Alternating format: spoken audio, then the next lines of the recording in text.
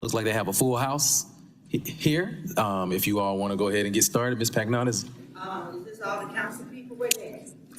this is who's coming to this hearing, but they will cycle in and out. Sad. Okay. But we have your presentations up here.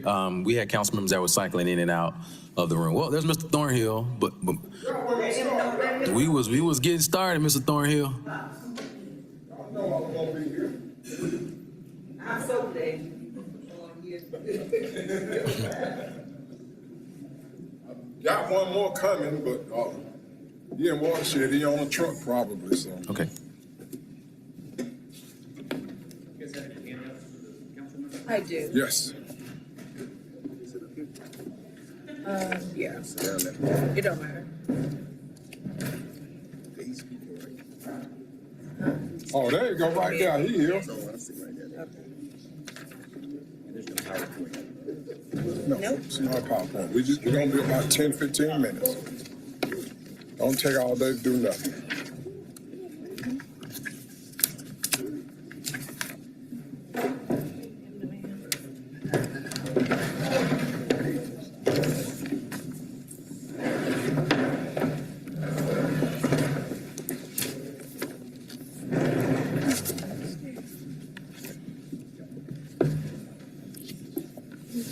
A bit of stuff I ain't gonna be able to read it. That might be that probably. Yes. We good. We're gonna introduce ourselves first. All right, everyone. It is 1:04. We will get started with our afternoon briefings. First up, we have Ask Me, American Federation of State, County, and Municipal Employees. We'll let you introduce yourself and the rest of the members joining you. My name is Tracy Thornhill. I'm the Executive Director of ASME. Tracy Thornhill. I'm the Executive Director of ASME. Carlton Ham, Vice President of AFME. Crystal Jeffrey, Secretary Treasurer and City of Atlanta Union Rep. Gerard Jackson, Chapter Chair, Parks and Rec. Okay, so today we're not gonna take up too much of your time, but we want you to go over our budget. You have it. We are proposing a 6% increase for everybody 18 and below.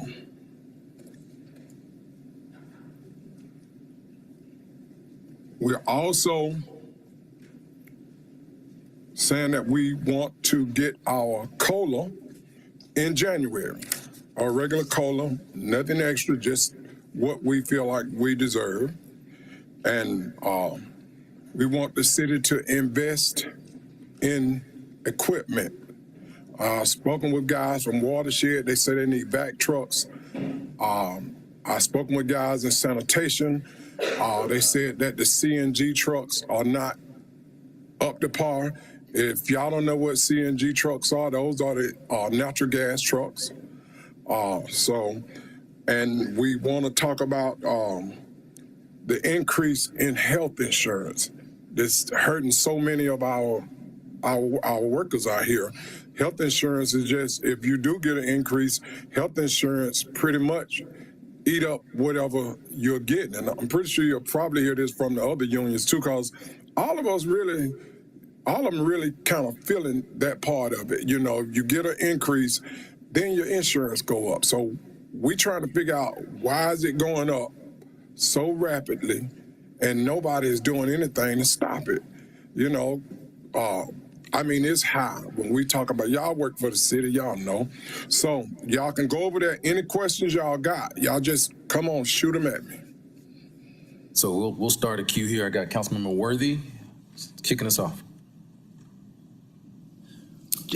Chalk this up to being new and not knowing. So this is a dumb question, but I need you to educate myself. What is pay grade 18 under 18. the city, and how many employees are in that pay grade 18 and below? I don't have the exact number on how many people, but you have pay grade 18 and below, which those are more than likely people that are not managers and supervisors. Okay, so it's 18 and below. manager 19 and supervisor Yes, below. Okay. 19 and above. Let me be clear. We do not represent grades 19 and above. Okay. The only way we represent a 19 and above is that they were a 17 or 18 and got promoted, and they just never changed it around. But 19 and above, let me be clear, that is PACE. We are 18 and below, but most of Represent y'all all the workers that have silver service rights. as well. anybody with civil service rights, we represent them. Perfect, thank you. Okay. All right, Councilmember Martin. Yes, I was walking in as you were talking about first of all, good morning to you all, afternoon to you all. Thank you for being here. I was walking in as we were talking about the insurance increases, and I really want to know more about that. What do you have some numbers and figures you can put with that? Maybe some percentages? Numbers right off the top of my head, I can't call it, but a family plan, man, it's eating these people up. You know, if it's just you, it's not so bad. But if you got a wife and kids on there, it get real expensive, very. Yeah. I mean, I can see that. I just want to make sure that, and maybe we just send this later, just figure out what that increase has looked like, because Yes. I want to do some digging on the finance, from the finance perspective, on what that looks like, kind of while we're seeing the increases where Yes. they're hitting the most. That's an important issue. And one more thing about the insurance, I would love to be on the insurance committee. I've been on it before, but it may have been 10, 11 years ago. But I would love to be on the insurance committee to have somebody from our side in there looking in. Yeah. Because I think it's all top brass going in there, and man, we ain't getting no love when they come out of there. It's killing us. Yeah, I think I hear you loudly and clearly on that, and there's an opportunity. We can certainly explore that. I don't mind doing that with the chair and the vice chair of our finance committee. I think that, we are seeing increased healthcare costs across the board. Yes. I lead a nonprofit that helps people figure that very thing out. And so I think that it is worth us looking at our plans to see where there may be, because I can see that being very burdensome to an employee that's, 18 below. And so we certainly want to look into that with you all. And our chapter chair, he's going to elaborate. Hello. So I want to speak on what I've heard from multiple representatives and workers at Parks and Rec. Well, for multiple years, they have got cost of living raises, but at the same time, when that insurance hit, it's actually a net negative. They're actually making less than what they were when the insurance hit.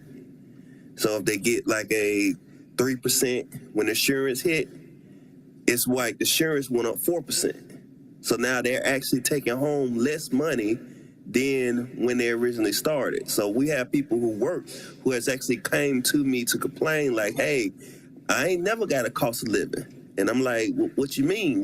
Let me see your thing. And it's actually there is a negative, because if you get 3, your insurance go up 5, then it's a negative. You're actually getting paid less than you were at the beginning. So that's just something that we really need to look into, because it's just really hurting a lot of our workers where they're looking for that increase.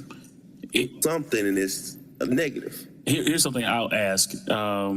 If you all could, Tracy, maybe you lead this effort, give us, we don't need names, maybe 5 employees, 2 or 3 at the top of the pay scale, Yes. 2 or 3 in the middle, a couple at the bottom, with that scenario, so we can take a look at it and figure out kind of what exactly is happening, what is the amount, because I think what we probably will find is that there's a delta. There's probably a sweet spot somewhere in the earning categories where that can be sort of quickly eliminated. And I'm willing to lean in with the administration in figuring out how we solve for that, because it's regressive if we think about it. Yeah. So we can do that. We can get you 5 or 6 people. Yeah. And I'm sure Pace can get you 5 or 6 too. So we'll have 10 probably. So, All right. But that insurance cost is really a problem. Yeah. It's really a problem for our workers. Absolutely. Yes. Hear you loudly and clearly. Thank you. Thank you, Mr. Chair. All right, thank you. Councilmember Collins. Great, thank you for this. Just a couple of questions. With the wage increase, is the 6% that you're asking for including the COLA, or that's an additional? No, that's in addition to the COLA? 6% is just across the board, and the COLA is just something that we look forward to every year. We don't always get it, but we look forward to it. Okay. So. Now, this is great to know, because I was under the assumption that when we approve COLA, it's across the board. So I know these are questions for our, that we definitely need to talk to our finance team on, or get clarity. And then also my question, actually, Councilmember Martin initially asked it, just wanted to expand on it a little bit in terms of the increased health insurance costs that we're seeing across the board. I also think that's another question, or another point of understanding from our finance team, how the employer can increase, like have we maxed out the employer costs, contributions that also provide the opportunity to either lower the employee cost on it, but then also, so I think those are I just wanted to acknowledge that those are the questions that I would love if someone from finance, or if there's another space, Mr. Chair, for us to ask those questions to get understanding would be great. And then even the making sure that everyone gets their COLA, Councilman Martin, I actually think it should expand beyond just kind of like a auditing function, but really for us, again, get with human resources and make sure that everyone, while we're in this budgeting period, that is clear and confirmed that everyone is up to date on their COLA. So we also have the accurate number of, we have the accurate amount of dollars that is being reported in that space for our general fund. So that we can make sure that that is maintained and sustained. So I know there's a couple of representatives from the finance team that are here to take note on those pieces where we can, provide us more clarity in terms of, are we maxing our employer contribution or our employer allotment of paying for health insurance? Because I know this is something nationally, like even in my other role, we've seen an increase in our health insurance, so much so the city is much better that I'm like, I'll pay into the cities because it, as a private entity has been expensive. That, and then also ensuring that if we can get with our human resources, and maybe this one, when we get to that department presentation, Councilman Martin, we can lean into that, making sure that everyone's COLA is up to date before we even move, and make sure those numbers are updated in our general fund to make sure that everyone is made full and whole while we are while we are finalizing our FY27, because what I would hate it to be is a case where, to your point, Mr. Thornhill and the AFSCME team, that is truly revealed that every employee in the city has not fully gotten their COLA. We have an issue where we need to right size that and make that whole, and then it's an issue on our end because the response is that, we didn't budget for it. So while we're in this critical period, let's make sure we make sure those numbers are made whole. And then also, I know this is another question for either HR or the finance team or the different departments. What is the actual number of the wage increase and the COLA increase in dollar amount, so that we can consider that as well? Other than that, Mr. Chair, I yield. Those are all my questions, and thank you all so much. I appreciate it. All right, thank you. And just to point out that Department of Human Resources will be here on Tuesday the 19th. So we'll probably get those questions answered then. Any other colleagues have any questions? Well, we appreciate you as always coming in and giving us an overview. And we all have handouts. Oh, sorry, Gerard, go ahead. One more comment. Thank you for letting me speak. I want to also make sure that we address, and Thornhill did speak on it a little bit, but I did want us to address equipment needs, especially with us moving towards a more technological, where we're having people clock in, clock out, teleworking, different things like that, making sure that the tech is available. We have multiple rec centers right now that don't have working staff computers, or the staff computers are outdated. And we're asking them to be able to do the functions they need, opening and closing reports, submitting time on equipment that we know is not working. So it's very important that we put in something, and that's not just with the tech, that's including our lawnmowers, that's including our all the equipment, PPEs, all those kind of equipment, because it's very important that we have that we continue functioning and making sure that our workers are safe. So I know we spoke a lot about the healthcare, and that's important, but I don't want us to overlook the need for that equipment. Mr. Chair, can I ask just a question of clarity on that? Which department are you, I know you said in your materials across the board, but is there any particular department where you all are receiving more of the, complaints from employees of inadequate equipment? And the reason why I ask that, I know aviation is building out a tech advancement once we look at their budget, and watershed, but if there is a specific department, so when we have these budget presentations, we can ask specifically what is the plan for that as well. That just helps us better be informed. Well, always when you use equipment every day, like in Parks and Recreations, Gerard them use the same equipment every day. Public Works, they use the sanitation trucks every day. Those trucks are on the road probably 10, 12 hours in a day. Those are places that we would like to zero in on, and in Watershed, the back trucks that they have to use every day. Those are things that they use every day, all day long. So those are what we're talking about. And I think in airport, they spoke of the generators. And I wasn't quite clear on exactly what it was with the generators, but they spoke about their generators, and I can get a little bit more clarity on that in aviation. But I know Public Works, Parks and Rec, and Watershed, those are trucks that they use. When you look at the news and there's a pipe burst, you might see Mr. Ham out there on his truck. So, and in sanitation, my good friend Craig Ingram back there, you may see Craig out there on his truck, because those are trucks that we drive every day. Me working for the city, I drove 17944 for 6 years. That was my truck because I kept it up. So, we always have to have new equipment coming in to keep from having to work on the old equipment, because once it gets so old, it gets dangerous.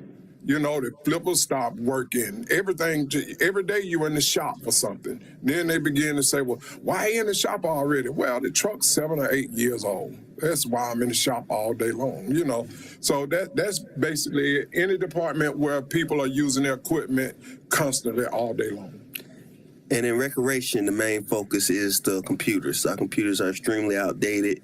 They are not working in multiple facilities, and that is a huge need. All right, thank you. Councilman Westmoreland. Thank you, Mr. Chair. Thank you all for being here. Appreciate it. Can you talk a little about, over the last 2 or 3 months, any conversations that you all have had with either the departments listed here or with finance or maybe HR or the COO as it relates to their development of the budget? Has there been any outreach to you, or have you had any conversations with them? Matt, I'm going to be 100% honest with you. I have not had a conversation that was good enough for me to repeat. Let's say it that way. The conversations I had that's why I was looking so forward to this meeting, because, we all want something out of the budget, and I haven't seen it clearly yet, but I'm under the impression that some people are getting something, and we don't want nobody to get nothing, but we want to get our fair share. We don't want to see police and fire get $39 million, and then they tell us we operating in the red. We don't want that. So if y'all was at the city council meeting, I made a point to say, look, find it, look, and look out for 18 and below. Look out for the watershed workers. Look out for the Parks and Rec. Look out for the sanitation workers, because we want to get something in this budget too. And we know that the mayor done looked out for us for the last 2 or 3 years, but, things still going up. Coming up the road this morning, I paid $3.89 for gas per gallon, and I was getting regular unleaded. So y'all know that ain't nothing changed when it comes to money. Everything is going up. Thank you. All right. All right. Thank you. Seeing no other questions from colleagues, we appreciate your time today. Right. Presenting to us. I know some colleagues said they did not get the handout, so if you have extras, if you don't mind, making sure that they get those before you head out. Okay.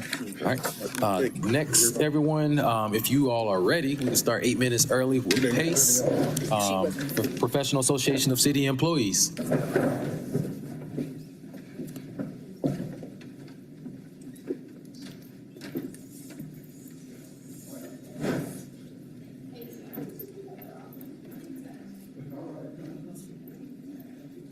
Okay.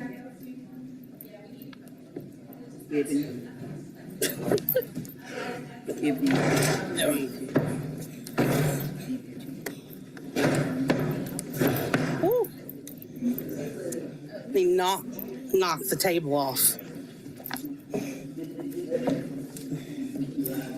Does anybody need? You want to sit next to me? Hi, Jeff. How you doing? Good. Does anyone need one of these? No.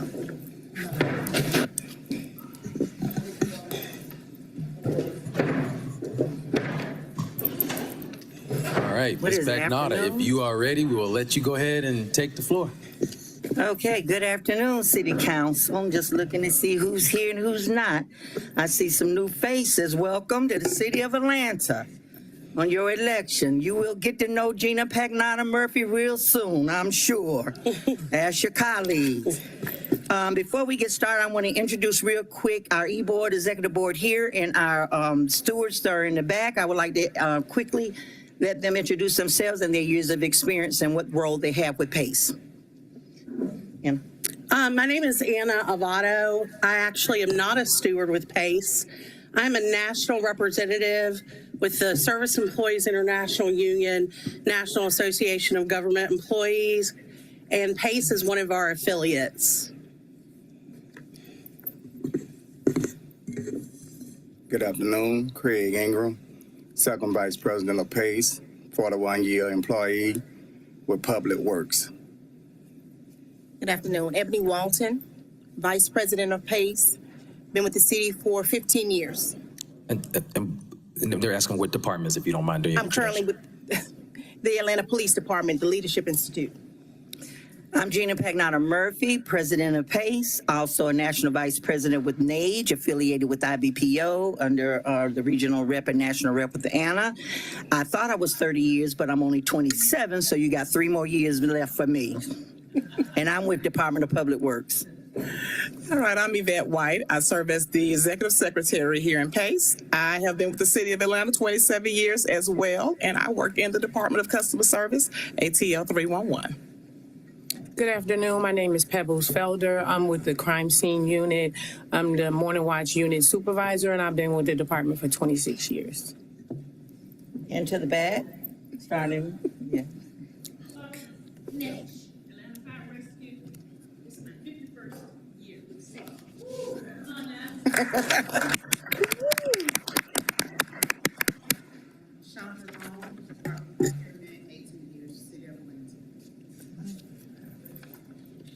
Welcome to our police department license and permit. We still trying to figure out how long I've been here, but over 20-something years. Me, Armstrong Smith, construction inspector, senior code enforcement officer for ATL DOT, 11 years. Charles Phillips, Foster Rick. I've been working with the city 25 years. We're still working.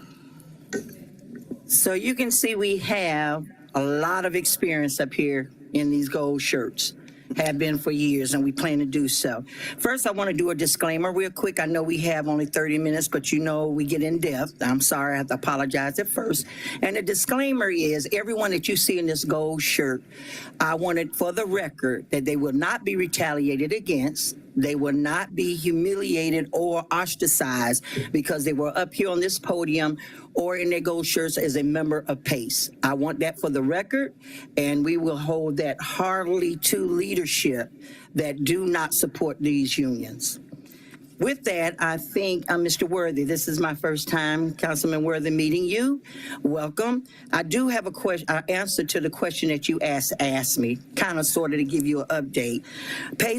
We are the Professional Association of City Employees, and we represent grades 19 and above, up to grade 30. And we also have an Appendix A that we can represent employees below 19. So just to make that clear. And the fact that the pay grades have changed since we did the pay and comp study, so nobody at this point knows whose grade is what. So I want to make that clear. And when HR decides to get it together, and I love them to death, and send us out what 19 look like, what 10 look like, then we'll be able to say what we exactly represent. Okay, but right now, old school, we were 19 and above, and some set aside classifications below 19. I just wanted to say that. And also the question is, we totally have 6,405 non-sworn employees, not counting police and fire. Just for your, the last demographic report that I received a few weeks ago. Okay, so you have a presentation. And the second page is remembering Pacey board member Ola Stevens. Ola Stevens has been with the city over 40 years. She just passed the beginning of this year.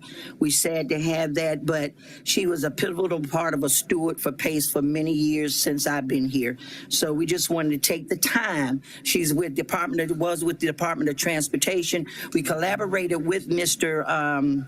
Cavaniss to try to, they were going to do something for her. It has not happened yet, but we decided to just give her a shout out to her family that we are proud to have had known her commitment and known Ms. Stevens. Moving to the next page and where we begin. Latent print examiners, and just for the record, you know, Pace always, this is a place where we come once a year. You all set the legislation, the code, and with the mayor's office and the administration and HR collaboratively put together the rules and regulations of what we do and what we don't do. And Pace always comes up and tells you out in the field what we see that's not working. Sometimes it hits in your wheelhouse because it's codes that they're violating, legislation that they're violating. There's no police there to police the police. And so we let you know what we see, what your workers out there doing for you and what's happening to them. And then we come back and tell you what we ask and give you some solutions and suggestions. And we hope this go around, I'm challenging each council person after our presentation that you will at least send us an email back to say what you would like to work with us on, what you cannot work with us on, or give us some feedback, and that will be the first time ever. And thank you so much, Councilman Matt Westmoreland. I always have a challenge with you for taking the time out with your name, taking the time out to meet with us so he's aware of some of the issues that's in his wheelhouse. And so I want to begin with latent print examiners highlights. I'm not going to read through all of this because you have it in front of you, but some of the things we have been working with them and met with Chief Sheriff Baum last year, I believe, a little over a year ago.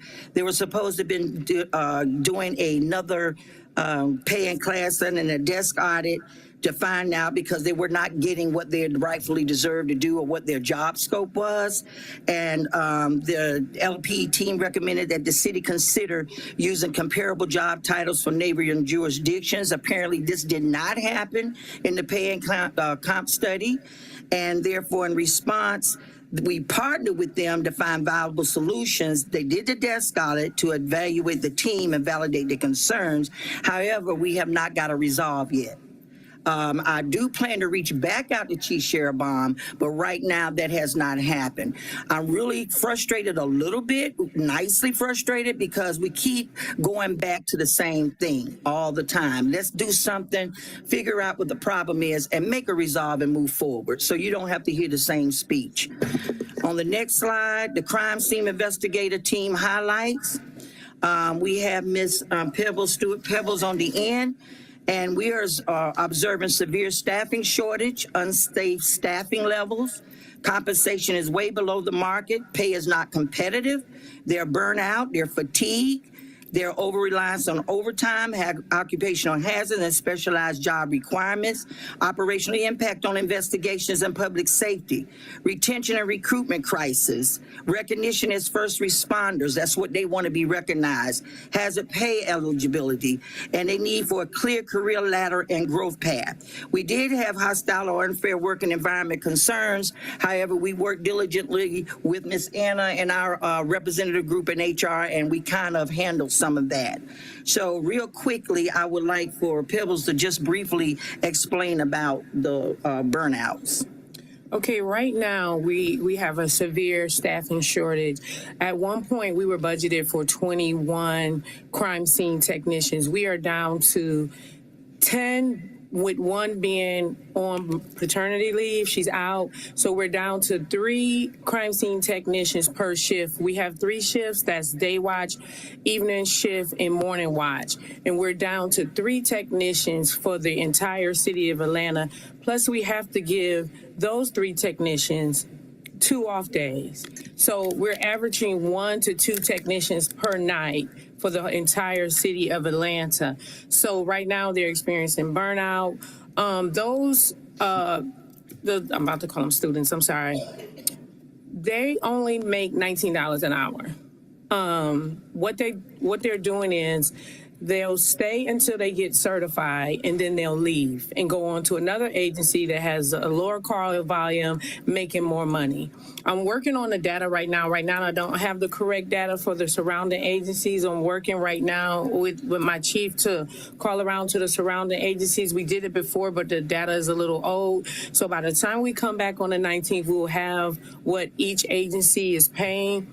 But the other problem with that, even not staying competitive with the market, they're just not staying because it's like a dead-end position. Once they become certified, they stay at that rate and stay at that position. There's no career ladder or nowhere for them to go. So what they wind up doing is they get certified and they leave. That's your retention problem. And we have to find a way to fix that. And I would love to meet with, have a working session with them and whoever is on the city council that's over that arena. We would like to have you engage with us with that to get that fixed. That is a problem, your crime scenes for the entire city. Even to the license and permit people that works for the code enforcement, Mr. Wellington, who's sitting in the back. Do you want to say something on that, Mr. Wellington? At this time, you can go to the mic keys real quickly. Good afternoon. The license and permit inspectors are in a kind of particular situation. What we have is, this is a unit that puts a lot of revenue into the city. This is a revenue-based unit. But the issue that they have is, throughout the city, you have maybe 10 different code enforcement inspectors. All 10 get paid different. Right now, I think we have code enforcement, which is on the Apollo, they may be the highest paid. Last year they did, they left us out of the class study, I guess, and they redid something. They promised us last year, well, 2024 coming into the 2025 budget, that they were going to make the adjustment. Well, 2025 came, nothing happened. Then it promised us it would be into 2026. Here we are going into 27, and we're still in the same situation. But we was told that the paperwork is sitting on council desks and has been waiting for the city council to sign off his now since last year. Now, I don't know which council they're talking about, but we trying to figure out when this thing gonna happen. And I think we did reach out to you, Councilwoman Boone, and they were kind of disappointed that we never got a response back from you, but this is your opportunity. And I would like to say that this is not a blame game at all. We just want to bring this to your attention, that we would like some resolve in some of these things, and because we are always getting promises sometimes that never happens. And someone was mentioning about the RIF. when Shirley Franklin, Mayor, the Honorable Shirley Franklin came in and she did a RIF, when we had increments. Every year we were looking for the 3% raise if you made a good evaluation. Well, when that went away and we came up with the window of the salary range, that all went out the window. And I'm not going to pass judgment against the people that's creating these oracle impasses for these evaluations, but today it still is not working. It is still not effective. I don't know how we're going to get it effective, but when you sit down with the unions, whoever's over that, and let's work it together, I think you'll have a better resolve. To the next slide, Department of Public Works. This is my baby. I work for Department of Public Works. This is the only place that I ever worked for when I came into the city of Atlanta, and I'm very proud to be part of Public Works. I saw it when it was excellent, and I saw it when it's not so good, and I'm seeing now that it's mediocre. You know, some of the council people that knows me, I've been hollering about separation of fleet from Public Works for a long time. I still stand my ground with that. When we were motor transport, we were our own entity. We do have good leaders. I welcome Commissioner Turner. He's been very union friendly. Our colleagues and my superiors, Tim Fitzgerald and Janice Reyes, and her team and their team, they've been very good and they're knowledgeable of what you all call SMEs, in the public works arena of fleet. But for some reason, fleet's hands are still being tied. Last year, I mentioned this before, that we need to separate fleet. So I put some highlights down here for you to understand, especially the new council people. We have these budget constraints at FY27. We need replacement schedules to the ASME was talking about needing new equipment. This stuff needs to be hardened by the department and allow fleet to lead these purchases. These departments, no disrespect to whoever's doing it, are purchasing items and they don't know what they're purchasing. We had a $450,000 milling machine some years ago that was purchased at an equipment show and did not know that that machine was too big for our streets. $450,000. That machine was offline the day that we received it, and it's sitting over there at Northside right now growing grass. And that was before 2020. So these are the kind of things that fleet was involved with this, and not allowing just anybody that think that they know how to buy equipment should have counsel with fleet, and fleet needs to be governing this. We need replacement. Cost of City of Atlanta replacement total is $88 million. But every time I turn around, I'm hearing, and I haven't been at your FEC yet, but I'm hearing where fleet is in the red. And that's not true all the time. What's true is because we're not getting the budget that we need. We just got taken away $3 million, if I'm not mistaken, but I think it is correct, from our budget. When we got gas going up, prices, tariffs have gone up, parts are hard to get. We got old equipment, and no one seems to understand we cannot continue to repair old equipment when we can't get the parts. They're obsoleted because departments are not buying what they need, and if they buying what they need, they're not consulting fleet. And the problem is the easy fix that I'm hearing, well, maybe we need to outsource parts. Well, maybe we need to outsource fleet. That is not the answer. The answer is we need for fleet to be able to be the leader in purchasing of all of this equipment. So for the complaints that ASME was saying about this, if fleet was oversighting with their budget or these departments, I don't think you would have had this, because there is a process that fleet does when we talk with departments about minimizing their old equipment. Buy new one every year and get rid of the old one every year. And after a 10-year period or a 5-year span, you're going to have some top-notch equipment. So that's not ill. Fleet liaison coordinators, we need technicians. You got these new hybrid cars coming. You got these new electric cars coming. And instead of sending them out to, commercial repairs, it's killing this city. These vendors are killing this city in money. And somebody needs Mr. Warren, Councilman Warren, you are very fruitious with money. You know you about the data, the money, and I am charging you and challenging you to see how much we are actually spending in commercial repairs when you got technicians that's certified to do these repairs. transmissions, motors, anything. Motor transport used to do that. But we're not retaining these employees. We're letting them go. We're treating them like crap. And I say we because collectively, leaders, we all are together as a team, supposed to be. You need diesel technicians. And all of this is spelled out of what we need. And this is nothing that I'm asking or wishing for. This is something that I know is happening. Also, the job description. This goes into whoever's over the HR department. I have the meeting with Mr. Blackburn and Ms. Hicks. Kudos to them. They've been working diligently with us. But the job description for the entire city needs to be changed. You did a working class, a comp and pay study, and you went by what the people do and changed the title, changed the grade, gave them a little bit more money, but the job descriptions didn't change. And they used that to evaluate. Make this make sense to me. So we got some broken things that we need to fix. We need ASCs, we need training, parts training, technician training, rate structure changes for 2027. I myself have given fleet with the blessing of Commissioner Turner and our PMO, as I call him, PMO, Mr. Fitzgerald, that I myself for this union has given a Who Moved My Cheese training to the entire fleet department, and it's very effective. And I'm going to continue to do that. They're giving us feedback of what's wrong with this department and what could be fixed. So if you all are ever interested, once I finish up with what's going on with the presentation and giving them feedback, I would be glad. Just send me an email. I'd be glad to send you a copy of the results. Moving on. We're looking at sole source selection. Let me tell you something. And I'm not even going to go into all of this because it's passionate to me. And I'm going to get to procurement.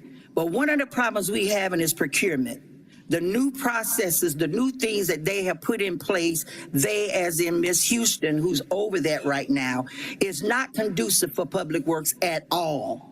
And it's probably not conducive to any department. Something needs to look at. We have no contracts. None. I cannot buy parts. I'm getting fixed service POs, which I finally got. They're sitting on someone's desk for 6 months. We sending the bid back out only because of an administrative problem. Maybe the I ain't dotted, the T ain't crossed. They're kicking them out. They're non-responsive. Out of 15, we had 10 non-responsive. And all of those 10 were parts vendors. So now we're in funds fail and we have parts that we need to purchase. I'm just telling you the truth. Somebody may not like me. They're going to like me real bad now. But I'm just putting it out there to you. And we need to make sure that we look into this and fix this. And moving on, there has been some talk about new integration, camera integration. There's been talk about facility enhancements. We got, what do you call, gnats all over the place. These facilities all over the city are horrible. We have to sit in there and just breathe in gnats. Our commissioner is doing everything he can cost effectively to fix that problem. But when you got mold or you got bad buildings, and Mr. Councilman Boone, you remember back in Watershed when I came up here years ago when Watershed had the sewage backing up in the floors where the employees are eating. We're not that bad. But it's something to be looked at in these buildings. We need to quit selling our land and renting our land and building stuff on this land so this city can make a profit to pay these employees. And moving on, the city's operating a centralized fleet. I happen to take an opportunity to just pick out a few, and there's more than this. Houston, Texas operates with a centralized fleet that's not in any other department.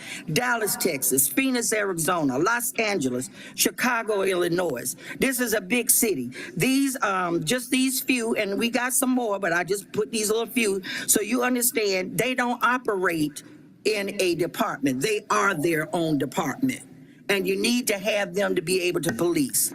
And tell you, even after all the complaint that I'm doing and fussing and passionately about where we are bad at, where we need the help at, we became ranked number 74 best public fleet in 2026. So that's a NAFA 100 best fleet. So under all the restraints that we got, I think that's a round of applause. Thank you. So after all that we're doing or our restraints and all of the backlash, we are actually still in the top 100 through nationwide. I think that's a great honor under the leadership we have. So moving on to Department of Watershed Management highlights.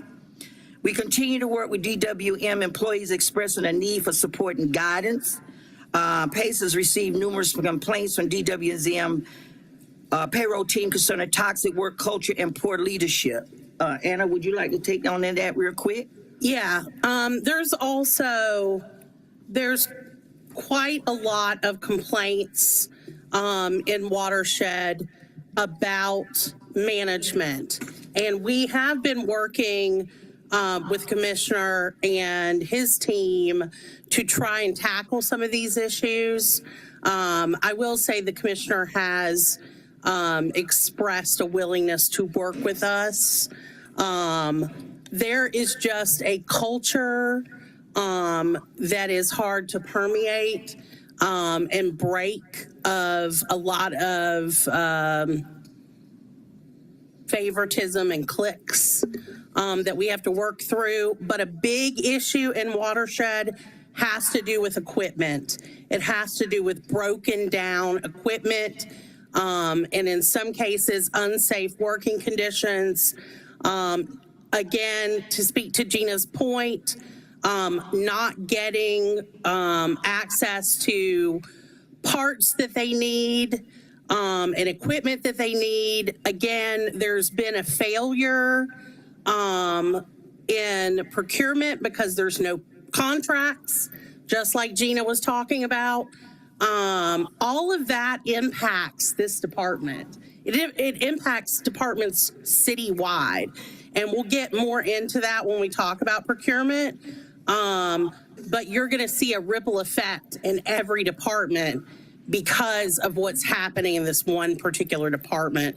And Watershed is one of those departments that is hugely impacted by not having adequate equipment, by having broken down equipment, by not having parts that they need to do the work that they need to do.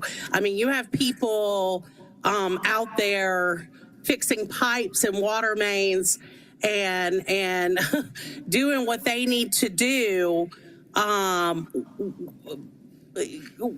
with string and super glue. I mean, I'm exaggerating a little bit, but not quite. And so, you know, we don't want that to happen in our city. We're supposed to be the city on the hill, right? That we're aspiring to be. So that means setting folks up to succeed and not setting folks up for failure. So, and to move on from with that, Watershed, to my understanding, was supposed to bring their vehicles back to fleet. That was an agreement that we would have to bring them back to fleet to save money, to put the richness of what our expertise is. It has not happened yet. And that's where I would love to challenge, with friendly challenge with somebody, the mayor's office, the administration need to say, send your vehicles to every department and to say, send your vehicles to fleet to be repaired. That's something that needs to be done. And moving on to the Department of Procurement. Workload and process misalignment. Some city departments may not know or understand the new DOP process, which increases workloads. I don't completely understand myself. Haven't seen an actual line-for-line process other than the finance people that's involved in these meetings. And unless you are a particular person, you're not worthy to be in these meetings. As a union, I think someone as myself should be involved in some of these meetings and the processes that impacts even employees. We don't understand how, because I'm the user end, I need to know how it is to, what I need to do to get my parts. What do I need to request for a contract? There's communication gaps and mistrust from their own employees. New and different information may not always be communicated, which creates uncertainty at all levels. When I go to my leadership, they're not sure because they're not getting briefed on what's needed. Toxic work culture, work cliques, employee emotional outbursts, crying, visibly upset. and low morale. Now, high employee turnover. We're not even going to get back to the 15 people that were laid off that was said it was restructuring, and we know it was a RIF. Respectfully, we had a meeting with the mayor's office, all the unions. We talked about budget. We had the meeting, and I did mention this back to CO Burke, who's still saying it was a restructure. I get it, but this union is saying it was a RIF. And the reason why I did a disclaimer up front, because those 15 people that they laid off in one time were union members. I want to make that clear. They were union members and they whistleblowed to the point what you're seeing the results of why they were whistleblowing right now. No contracts, not doing what they're supposed to do. So I want to make that clear for the record. It is a RIF, and we want to make sure that moving forward, this doesn't happen again. There are processes that you all put in place as legislated and code that's not being followed. So I'm urging you all, when we come up with these personnel, yes, the administration and HR handles personnel, you set the codes, but when it's not being followed, that's where you need to come in and help us out, because nobody else is. And we need you to make sure we're meeting those codes. Moving on, Department of Transportation. Okay, I sent a letter to you all regarding this. I kept my mouth shut for a long time out of the 9 emails that came through because I felt this was not a union issue until the young lady came before you in council and made her discussion about her relative involvement. We're not here to engage or disengage or get involved with who's dating who. However, you have a legislation called no fraternization. That's in the code. That's number 1. You also have a drive cam where employees, myself and Miss Anna, had to represent 2 employees in the past that got terminated for taking their adult child to a school where they teach in a city vehicle, where they teach at that school for the city. They were terminated. But yet you see on a camera where we have a commissioner that is riding around with his daughter in a private car, in a city vehicle, and nothing's being done. And when this last letter came out, I had to respond. Enough is enough. Something needs to be done. You let go another HR commissioner for way less than that. Sent her home. Had an external, OIG. You had 2 of them. I'm not going to name the names. You know who I'm talking about, the ones that was here. You had one before her that was an HR commissioner, let go on lies, and you had another one that was let go doing the one of the pay and comp study, and that's why, in our opinion, this union's opinion, why your pay and comp study got dismantled the way it did. It did get fixed, but not the way it was because we were too hasty and letting someone go because somebody made a complaint because she wanted to do the right thing for this city of Atlanta employees. Well, now we have a commissioner that's not doing the right thing.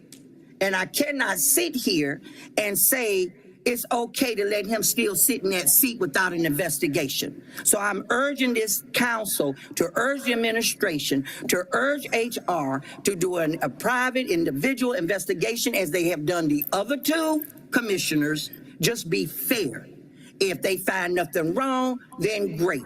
But that's not all. He's still being, but Mr. Hillis, Councilman Hillis, when we complained last year about, you met with us and some of the ATL DOT workers, remember, in the council chambers about his mistreatment, the overtime pay he was taking and giving it to contractors. All of this stuff is still a bad culture behavior and nothing is being done. So I'm not going to dwell no more on that. I'm just asking for your support with the administration to do the right thing and have an investigation done, because you're going to continue to get these letters. I don't know who Olivia Pope is. Honestly, if I did, I'd tell you.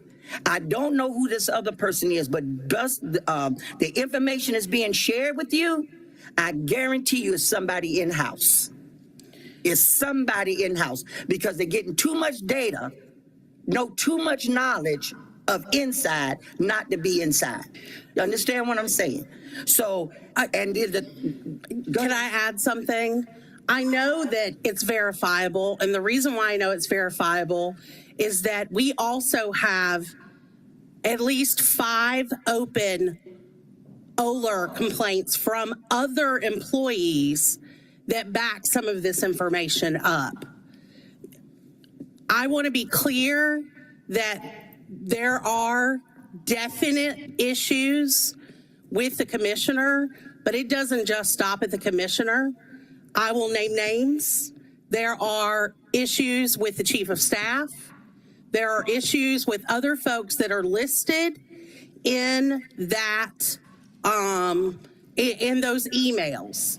And there are open complaints that I won't discuss the details of those open complaints because they are confidential.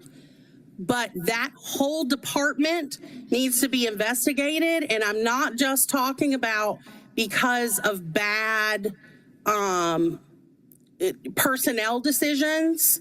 There are real questions that warrant ethics complaints and OIG investigations into that department. Okay. I think before I get unpassionate, we'll move right along. Yes. Because that is a sore thumb for me. Department of Parks and Recreation highlights. These concerns underscore critical gaps in pay equity, transparency, and accountability that must be addressed. I think ASME did, the gentleman from Parks. We do also have that gentleman's supervisor out here that's part of PACE, Mr. Charles Phillips. And some of it might have been not very clear. I won't get into that, but they do have some issues, and we won't go off into that because they've already mentioned that. There is salary supervisory pay compression, which that is kind of sort of in everywhere. I do know we have some of that in Public Works.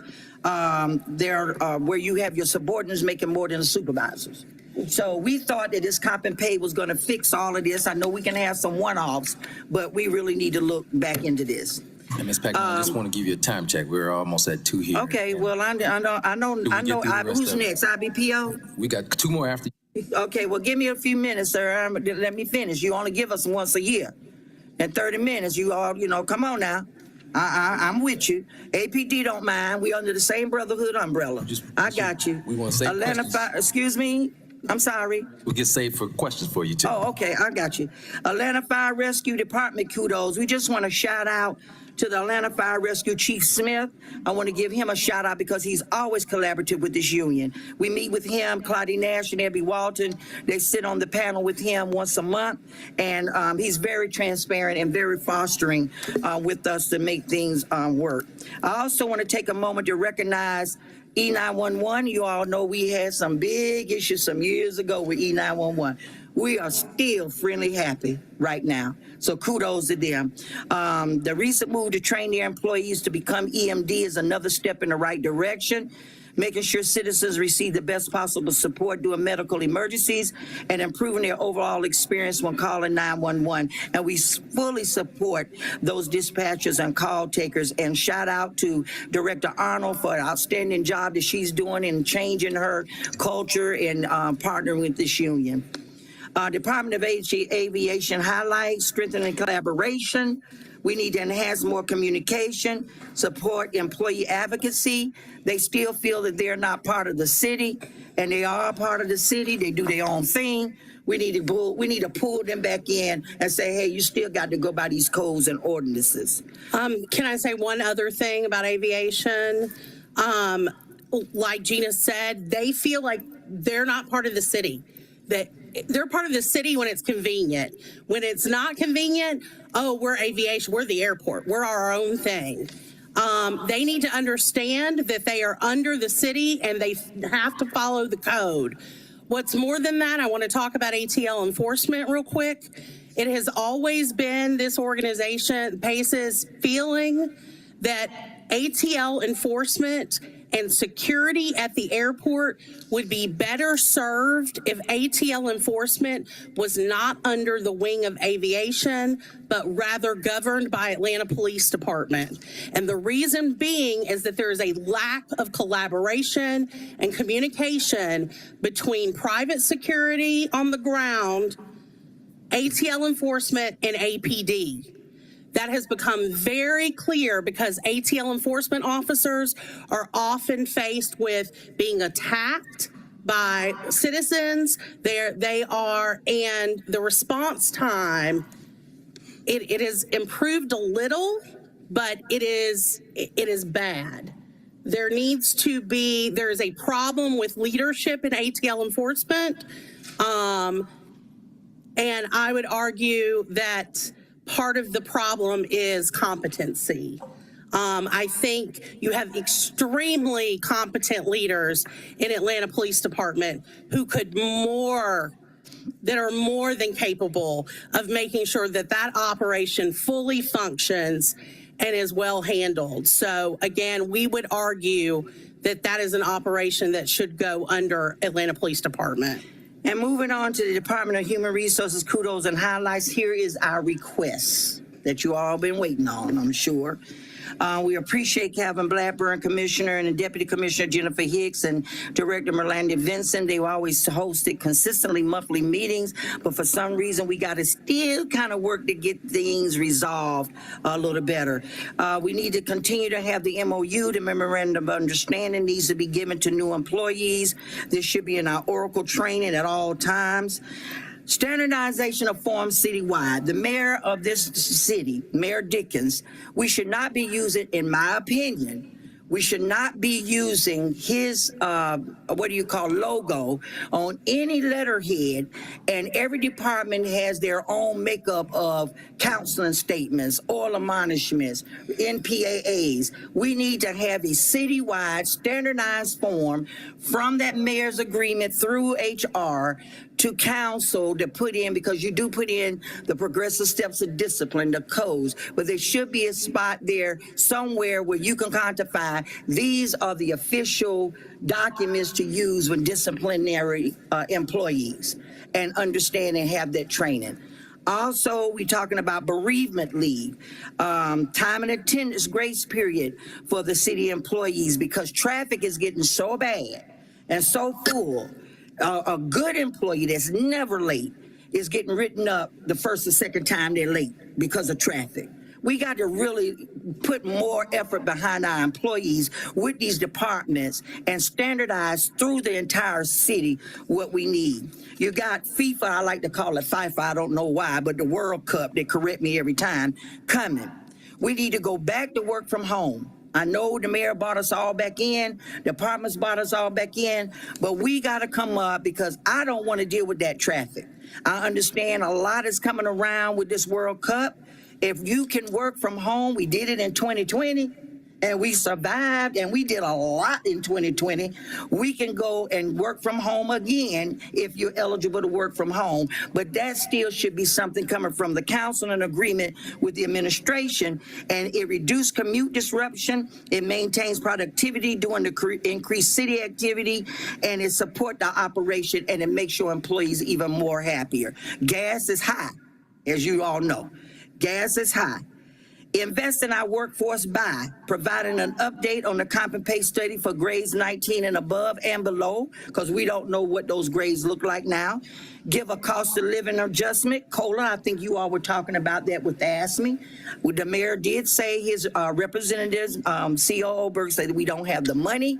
He did say that, and through his team, and that there would not be any raises this year. I understand, and because I was in the meeting with Thornhill as well, he said that, and we understand that, but that's not stopping me from asking, we need a COLA increase, period. We need to find some money.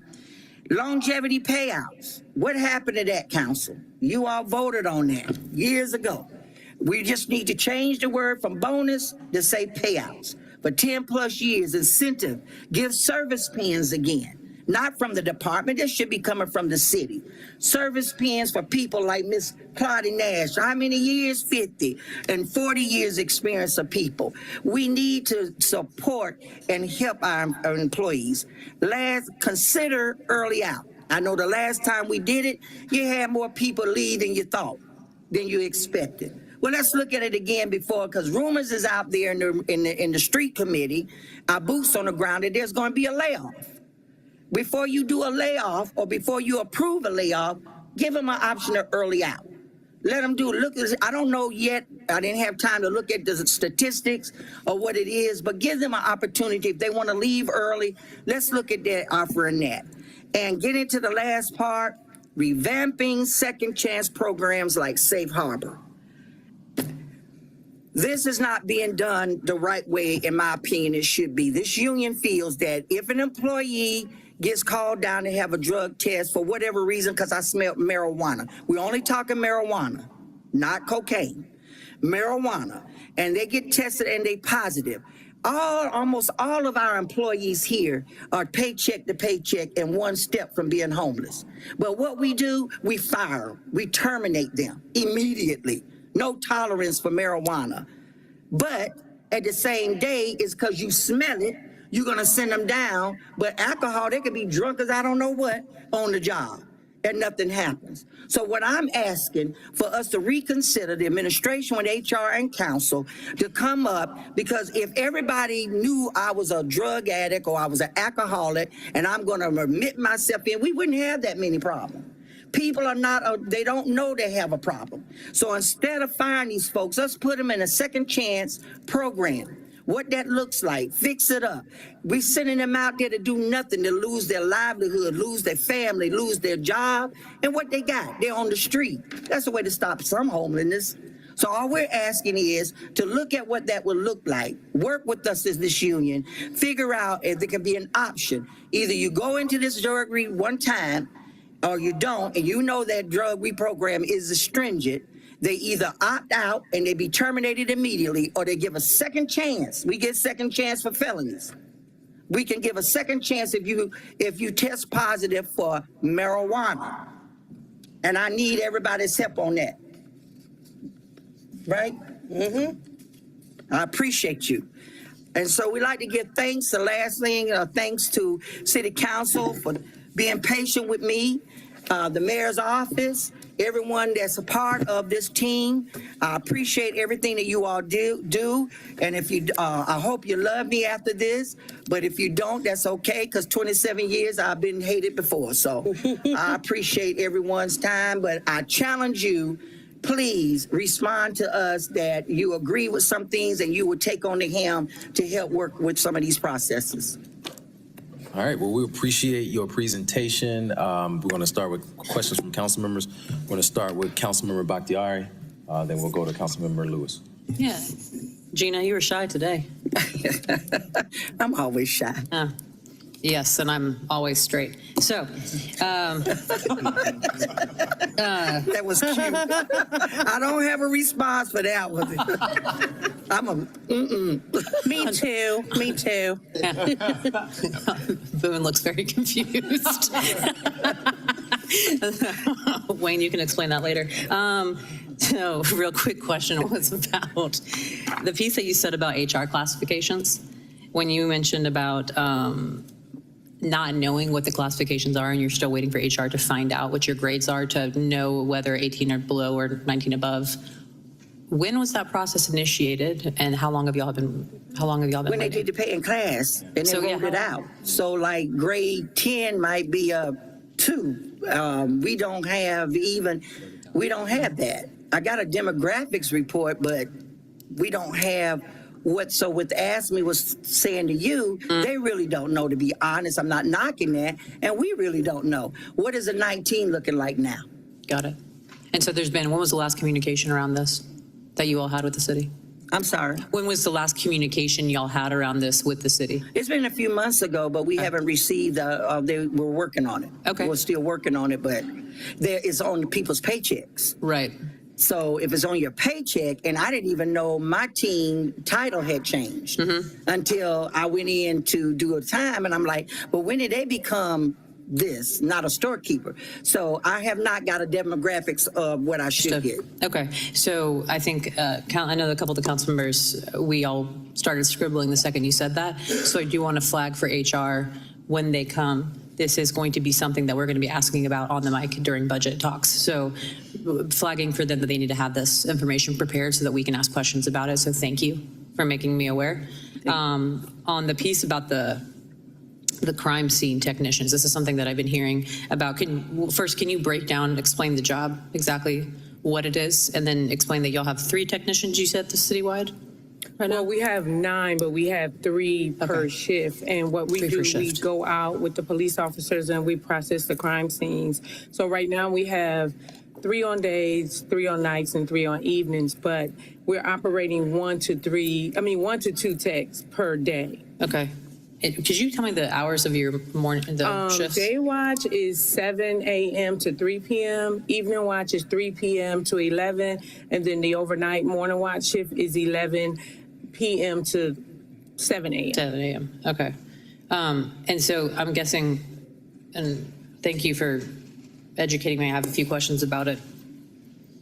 So those folks are going out in real time with officers as those crimes are coming in? Yes. Okay. And so if there is, for example, God forbid, 4 or 5 different homicides or other signs in a night, how are you dispatching your team? The call just has to be on hold until we can get to it, because we have more calls than we have staff. So if we have 2 homicides, we'll separate and try to send 1 there. But the medical examiner, you still have to wait anyway, because the same medical examiner comes out 9 times out of 10. That's the same one that's going to respond to the second scene as well. But if we don't, what we're doing is our call volume has been cut tremendously because we just cannot get to all of these calls because we don't have the staffing. So that has been reduced. So right now we're just going to major calls only, like robberies, homicides, death investigations, and those sort of things. But right now it's just an unbalance. I mean, they're getting burnt out, they're leaving, they're not staying. And we don't have, and the crime lab that we utilize is through GBI. We do have a crime lab here. We do. You're saying I'm saying the crime lab that they're not, 2 different We're things. Got it, totally got it, got it. different. Okay. Crime lab stays inside. Crime scene goes out and works in the field alongside the police officers. So when you were talking, what is the competitive pay nationally right now for this position? It's different. I'm working on it. I don't want to give you any numbers yet because we're working on it. But next time we meet, I want to have the correct data because we haven't done it in a couple of years. So right now they're making $19.56 an hour. They're making $19.56. We can forward that information to you, Please. Councilman. We will get that, Anna. Make sure we get that. Because it also sounds to me like if we're not able to process things and things aren't able to move and people who might be wrongfully detained or arrested or such are also held for unconstitutional, it just snowballs. Right. So, but also the employees need to be taken care of as well. So having 9 citywide split between 3 different shifts, that's what we have right now? That's what we have now, a total of 9, and we have had in the past 21. Okay. Like we used to have 6 to 7 per shift, but now because they're saying that we're not hiring, we just recently, the job was closed probably about 16 to 18 months, and we were on like a hiring freeze. We just interviewed, and we interviewed 9 people, but we were only allowed to pick 1 person. And we just lost a person 3 weeks ago. And we're getting ready to lose, out of the 9 that we suspected to lose, 2 to 3 of those 9. Wait, do you have vacant funded positions? Well, we have the need for vacant positions, but they're saying that there's no money there. Okay, got it. Okay. But we need, to run a smooth operation, we need at minimum, 5 technicians per shift for Understood. the city of Atlanta. Okay. No, this is very helpful to the point that the gentleman mentioned about having like 10 different code enforcement teams. Yes, and that's something I've also been asking about and trying to learn about better civics education on not just to our constituency, but to us, and better understanding how to move between those. But in terms of the crime technician piece, in terms of the HR classifications, Gina, you've said many things that stuck out. A lot of them I'm educated on. These things I was not as much, and so I want to really deep dive in the HR classification piece especially. So I know that we'll have continued conversations, but I know my colleagues have questions, so I'll go ahead and pass it back to the chair for now. Sure. All right, Councilmember Lewis. And thank you, Chair Winston, for passing it over to me. Super happy to see the PACE come in today.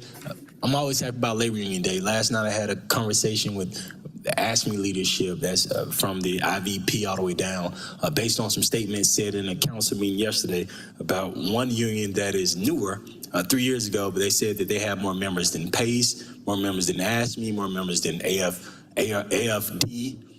So I was actually talking to him about that last night. My questions to you today are similar to the questions I'll have to the departments next week. I'm sorry to hear you. My questions to you today will be the same as that I'll have to the departments next week. The departments, every single year I ask them, do they have enough resources to do their job, right? And every year they always tell me yes. And so, and eventually they don't. What I've been able to see in your report from the first page on was concerns among pay equity and hiring. And so when you look at the departments of public works, do you think that the Department of Public Works, I'm looking at Claire Drive where you say they need to hire 4 people, but you say 1 in other places, Claire is me. Do you think that the Department of Public Works has enough people to do their job for the city with the World Cup coming in? No, we do not. Boom. So when the Department of Public Works come in, the union is actually advocating for you. So I would like for the Department of Public Works to be honest whenever they talk to us and open, because the people on Cleveland Avenue, Metropolitan, Jonesboro Road, on Michael Langford Drive, they want their trash picked up. And they want the trash picked up off the ground, similar to the people on Metropolitan want what the people on Northside Drive get. Same street. And according to you, we don't have that. When you say Clear Drive needs 4, everybody else needs 1, what's that mean to you? So I can know. What that means to me is that's where the crucial parts where we need technicians. That's that piece. Howard Mill, that's who works on your APD, all our locations. We are short-staffed. We need boots on the ground. We need mechanics. We need laborers. We need all of that. We have budget restraints. We have where we're cutting back 5%. They're trying to, instead of laying folks, employees off, they're closing out unfunded positions, or unfilled, I should say, positions, where we need those positions filled. And let's stay right there. So I know last week in finance, last week they were talking about the unfunded positions, unfilled positions. I was extremely upset to hear the conversation around it, because I come out the union, and so I'm happy to hear you talk right now. Unfilled position or unfunded position that they have not filled, or you say they think we need to get rid of a lot of them. What do you think about that? I don't think we need to get rid of them if we need them. If the department head says we need them, we need them. I am with these people. Well, department head will say that they don't need them. I'm asking you. I was not privy to hear what Department of Public Works Department heads are going to tell us, this is what I've learned, this is year 5. They come and we read the book and they say everything in this book is perfect, right? I'm gonna ask them, say, it don't look like enough. In fact, we actually expanded the code enforcement we doubled it since I've been elected, because I yelled like code enforcement 12 for the city means that District 12 has 0 and you got 2 in certain areas of the city, right? Well, I can tell you this, sir. I don't know who told you that. Is it 24 And I'm going to stand behind Commissioner Turner and Mr. Fitzgerald. Okay. But it could be coming from finance. Okay. Because at the end of the day, that's who overlook their budget, and I'm going to say that. But they need and when some they help. say we need this, because I know I've sat on interviews, I see my bosses being frustrated because of what we need. Feel so good and if about finance say we don't have the money and they cutting money, $3 million or $8 million from our budget, of course we don't have the money to hire. We need boots on the ground. We mentioned that to COO.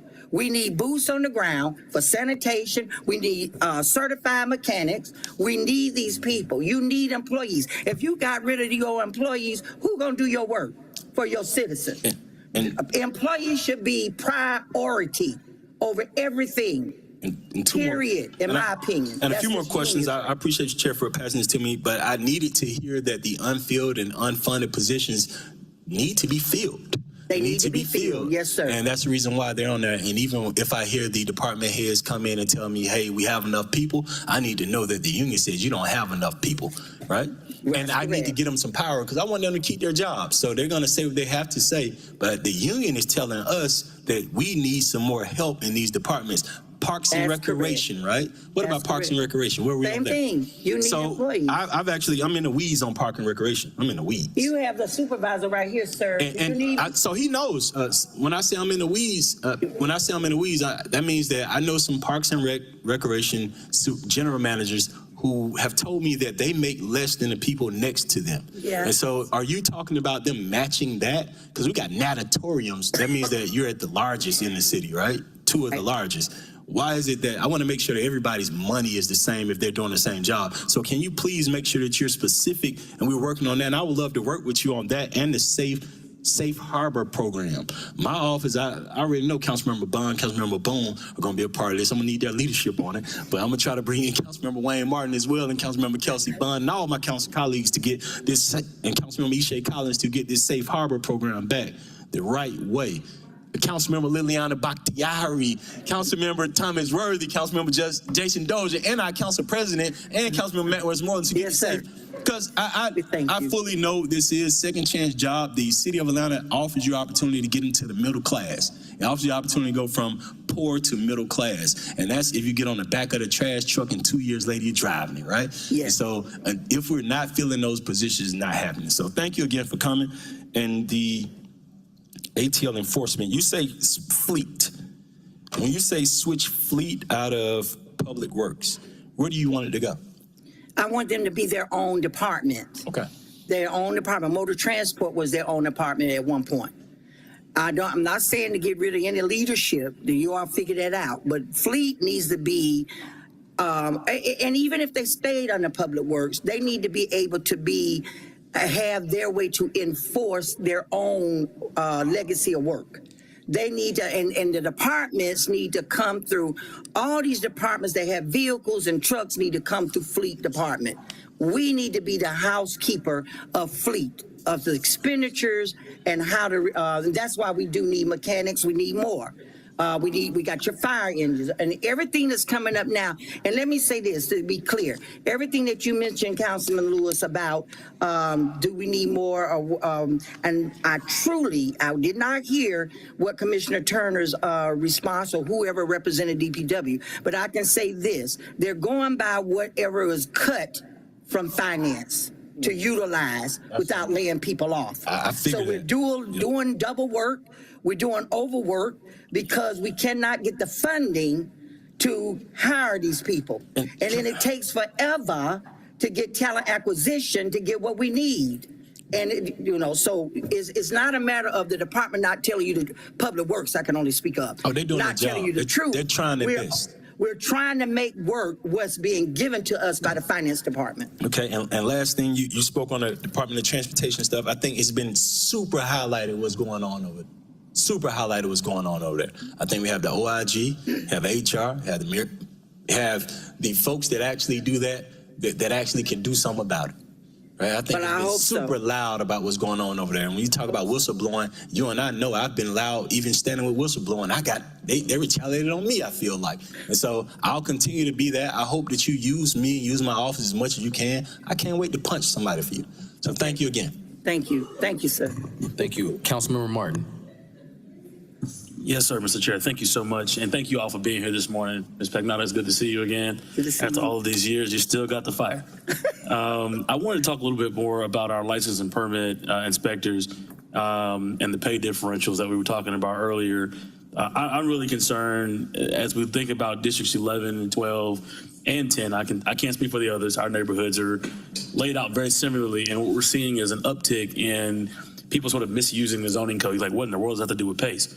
We need supervisors to run that stuff. Inspectors to run that stuff down so that we can properly cite these owners and get folks, handling these issues. I know that the zoning code inspectors are under the Department of Planning. Mm-hmm. And so for me, I think those folks mostly fall under your grades. Mm-hmm. I'm told that they are supposed to be staffed at 16 inspectors, and I think they're at 8. Presently? That's correct. I don't know how we're going to ever really enforce our zoning code, enforce our, permitting code and ordinances if we don't have people to actually enforce the code. And so I didn't know if my friend from, I think you're on the permitting side, probably for APD. So that's alcohol licenses, all these illegal clubs popping up.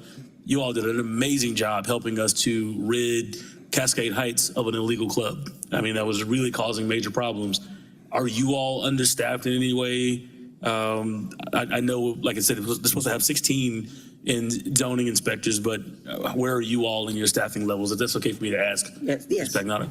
I mean, personally, I'm thinking. Can you please come to the mic so our friends at home can hear? Personally, I think we're understaffed. I mean, So let me give you the makeup of the license permit so you guys will understand. So the license permit unit, as far as we go, have two sections.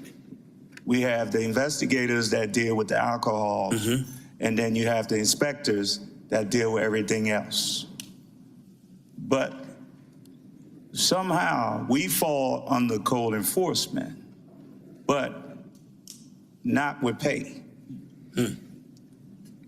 So what is the differential? Are you aware of what the differential is? It's a big difference. Okay. It's always been a big difference.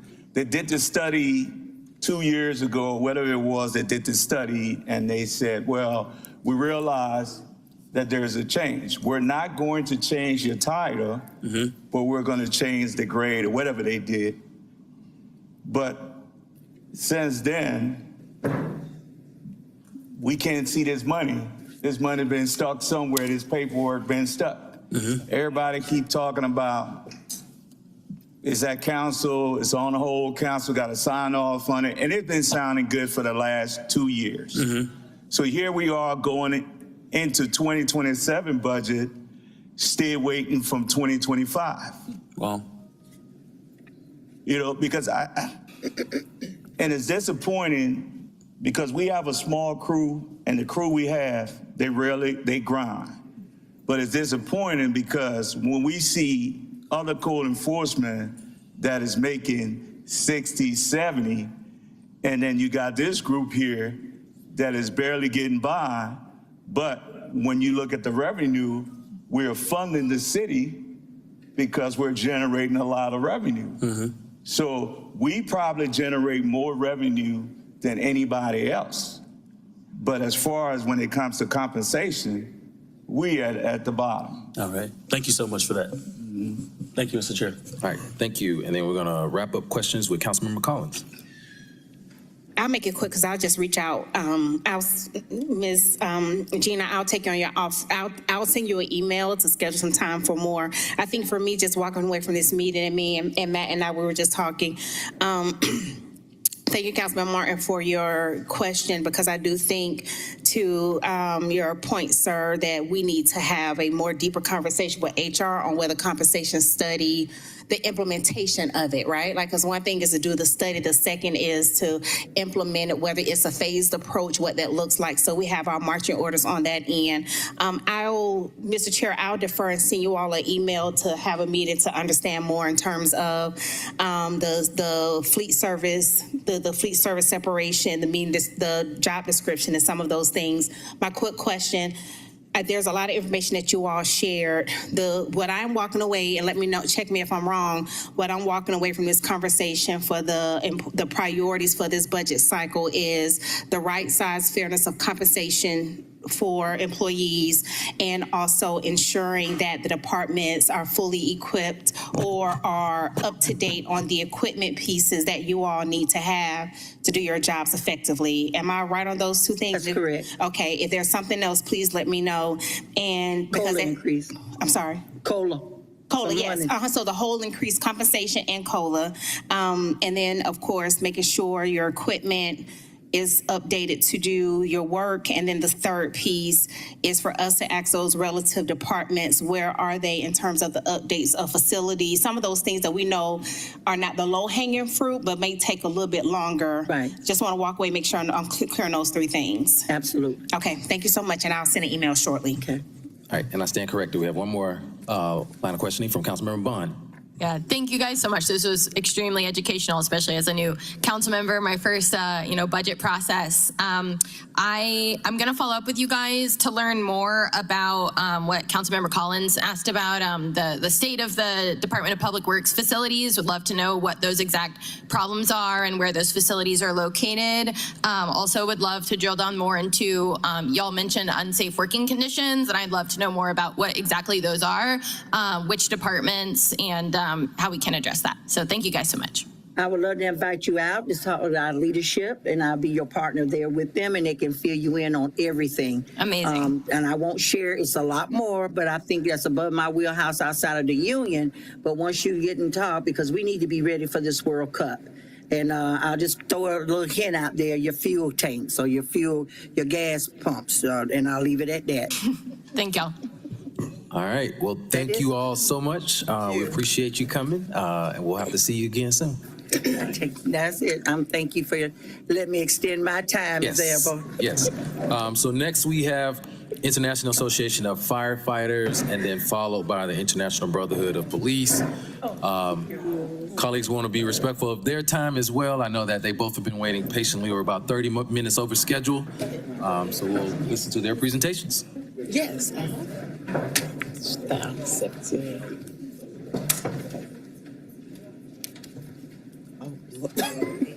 I'm sorry. I'm sorry. Every year. I'm so sorry. Okay, and I'm in Yvette White. Thank you, Councilman.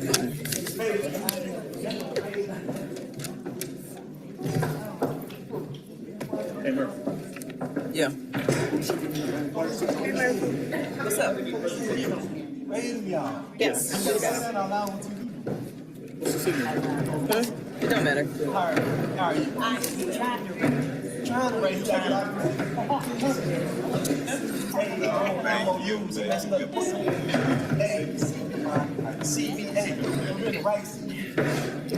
And then they loud. All right, and so in the spirit of brotherhood, we have did a little switcheroo here. So the International Brotherhood of Police is going to go first. So we appreciate you, and we're going to let y'all go ahead and get started. Be quiet.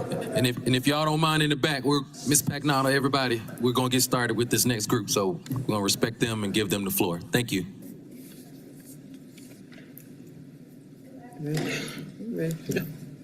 Okay. All right. Good afternoon. We're going to start off just by introducing ourselves before we get into our presentation. Does everybody have a copy? We're good? Working on it? Okay. So I am Lieutenant C.J. Murphy. I am the current president of IBPO Local 623. I'm Sergeant Katie Reister. I'm the vice president. I'm Officer Bridgman, the secretary. And I'm Investigator Boatley, Sergeant at Arms. So today we're going to be talking about something that we brought to you guys before. And we're going to continue to bring to you again. We're going to talk about investing in those who serve and switching our retirement from 30 years to 25 years.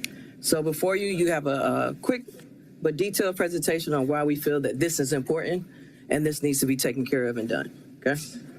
So first we want to talk about the benefits to the city of Atlanta. Reducing the years of service would not only give us a stronger recruitment tool, it'll improve retention. A lot of police officers are starting to leave APD for reasons of seeking a better life, a better work-life balance, and to reduce the burnout. As you know, we spend more time with the citizens of Atlanta than we do our own families. We are preparing for FIFA, for the World Cup. Everybody in the city is excited about it, but I can tell you officers are not. This is taking up all of our entire summer, from June to July, back to back, and including July 4th. A lot of us have kids. We're not able to spend time with our kids and our significant others, right?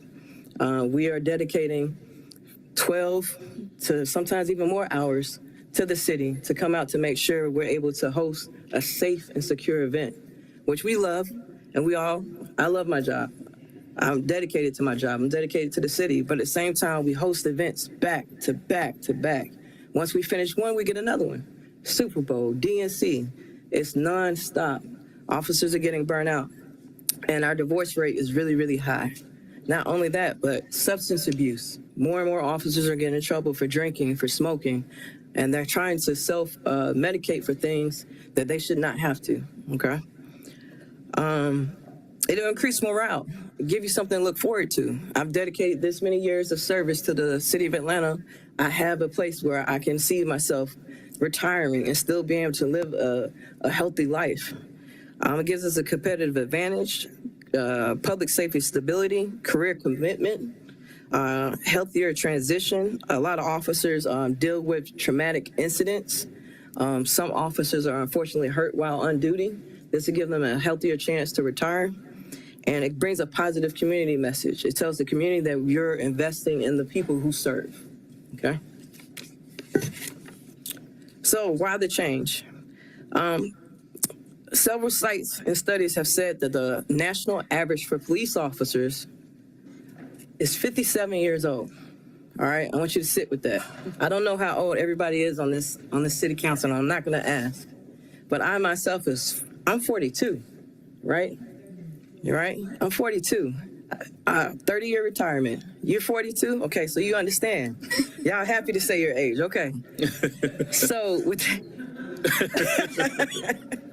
I'm sure he's not 79, but we'll keep going. So as you sit up here, think about your retirement, right?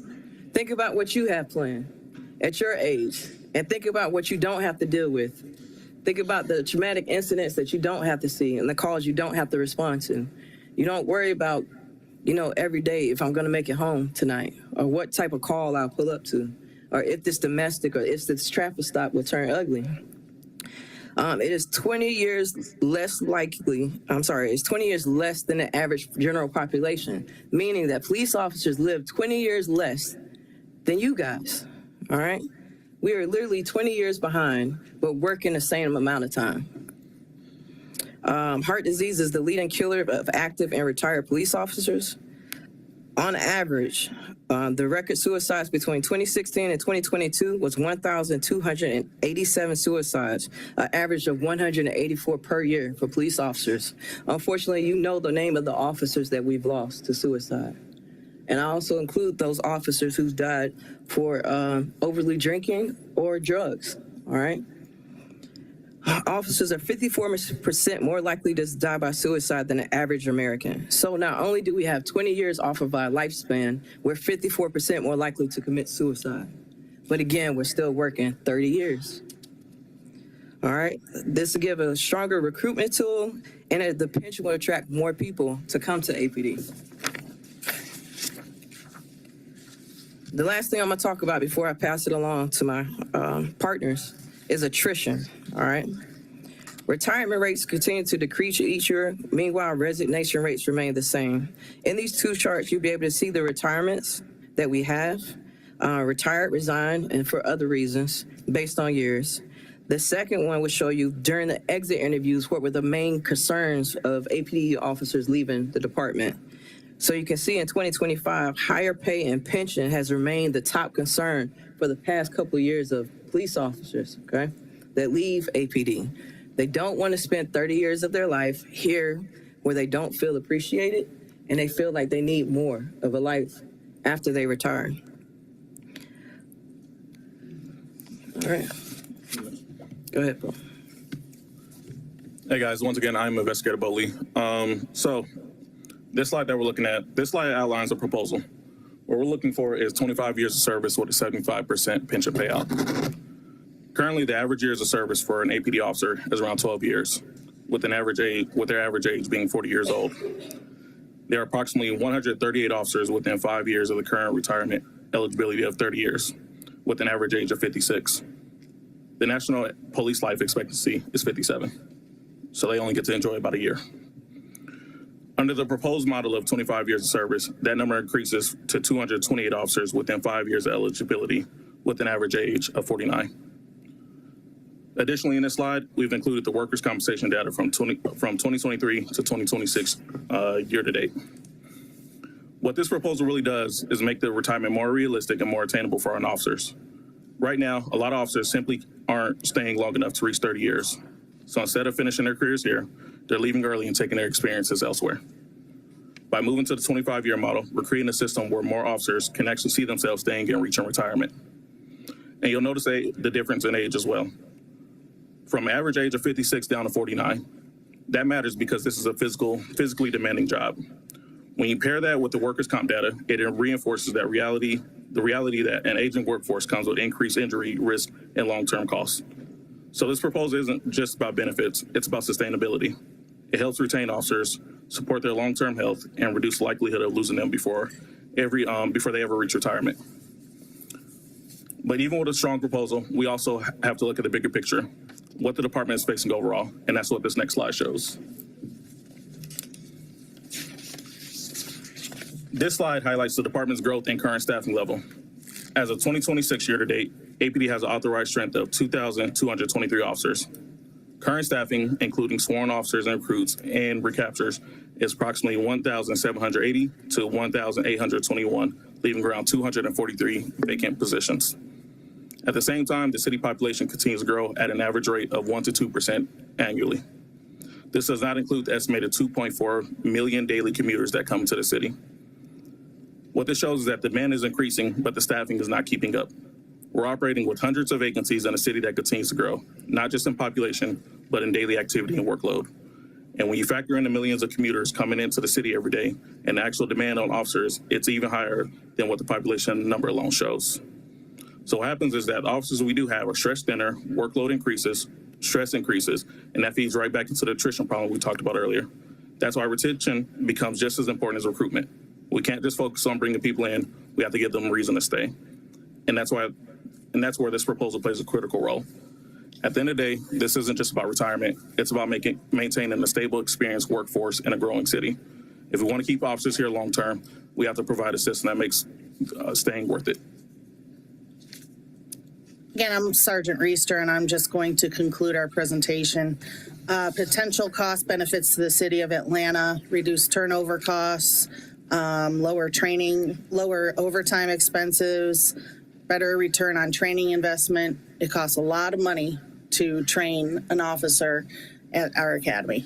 And we're just throwing that money right out the door because they're leaving within 3 years. Atlanta Police looks great on a resume, and they're using us as a stepping stone. So we'd like to retain them and get some bang for our buck. More to say. The recruitment advantage, that speaks for itself. Stronger lateral hiring, predictable workforce planning, reduced burnout-related costs, sick leave, absenteeism, resignations, and workplace strain. The more they work, which, as Lieutenant was saying, for FIFA is 12 hours a day, we're probably going to see some burnout and sick outs. So improved operational stability as well. So our overall summary is it strengthens recruitment and retention across the department, reduces turnover, overtime, and vacancy-related strain, improves workforce planning and operational stability, and supports officer wellness while strengthening public safety, as well as moral responsibility. Police service carries long-term physical, mental, and emotional demands. The city has a responsibility to recognize the toll of a law enforcement career. A 25-year retirement option honors sacrifice and supports healthier transitions. Sacrifices, personally, I've missed out on a lot of my two daughters' activities because of the department. And supporting officers also supports families, communities, and public trust. We've spoken with a bunch of you during your campaign trail, and you expressed interest in supporting this. So we would ask that you stay true to your word, and we're going to move forward and try to push legislation on this if we could team up with one of you. Before we open it up for questions, I just want to be very, very clear and adamant about some things. The city is a hot spot and a source of fun and tourism because people come here because they feel safe, right? People come here because we are able to put these events on without major incidents, right? The officers, the men and women that make this possible are tired, right? They're tired and they're getting burnt out. And they're going to other jurisdictions who don't have such a heavy workload with take-home cards as soon as you sign the paperwork, sign-on bonuses. Even our local jurisdictions like Alpharetta announced a $20,000 sign-on bonus this week, right? And one of their council members was happy to tell me about it, right? We got, Houston PD trying to recruit us. Like, we have people We're hot commodities. I'm going to be real honest. All right. That's not being arrogant. That's being true. APD is one of the best departments. I feel the best department in the country. And if we continue to burn out the officers the way we are without a plan, we're gonna lose them, right? Whether that's they resign or go to another jurisdiction, or we end up going to attending more funerals. And I've been at those funerals, and I've seen you at those funerals. I don't want you guys to do another proclamation for another officer, okay? I don't want to name another highway or have a monument. I want these officers to stay because they're good and they have a lot of knowledge. But 30 years is exactly too long, right? If you guys understand and you can see yourselves retiring from those seats, you got to be able to let the officers see the same benefit. And I will take questions. All right. Thank you very much for your presentation. I'm going to start with Vice Chair, Councilmember Warren. Thank you, Mr. Chair, and thank you for your presentation. I also want to open by thank you for your service and the sacrifices you make. I mean, I know that Piedmont Park is in my district, and I know what these big events mean to you. Also, I want to open by thanking you. I'm glad that you brought up the pension piece because I've been asking a lot of questions about that this year. I needed to understand if the votes that we took last year were the right strategy or not. I'm going to come back and ask. I have a lot of questions about the data that you presented, but I'm also a little surprised. I thought y'all were going to come up here and lean more into, and you just mentioned it when you're talking about the other jurisdictions.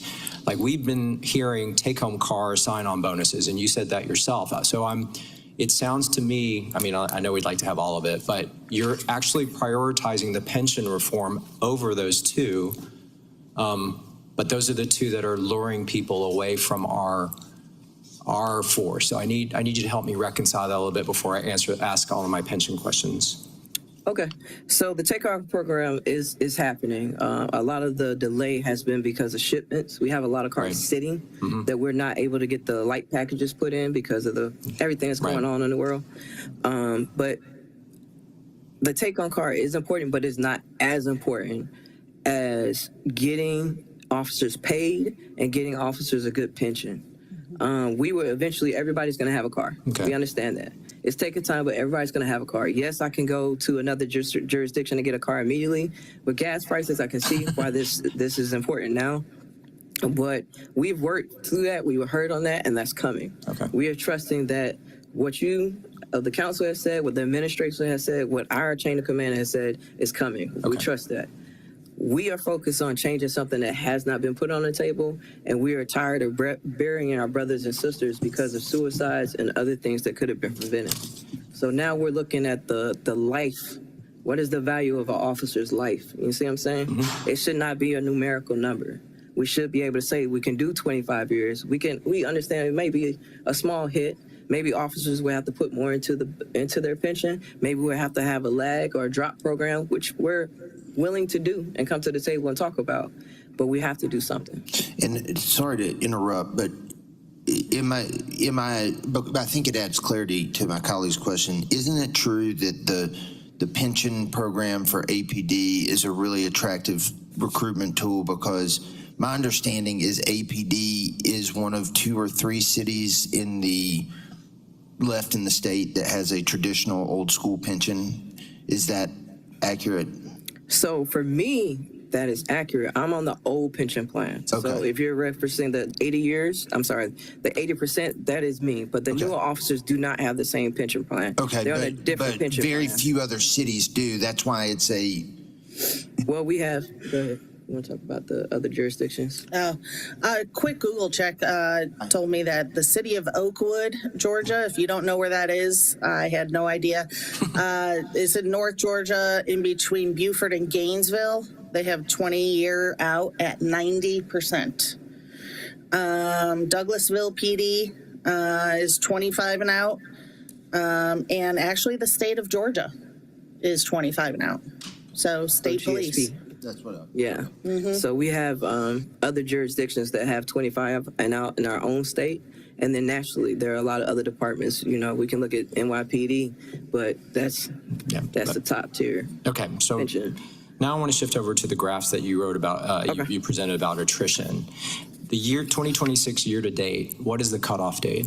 Is it end of March, end of April?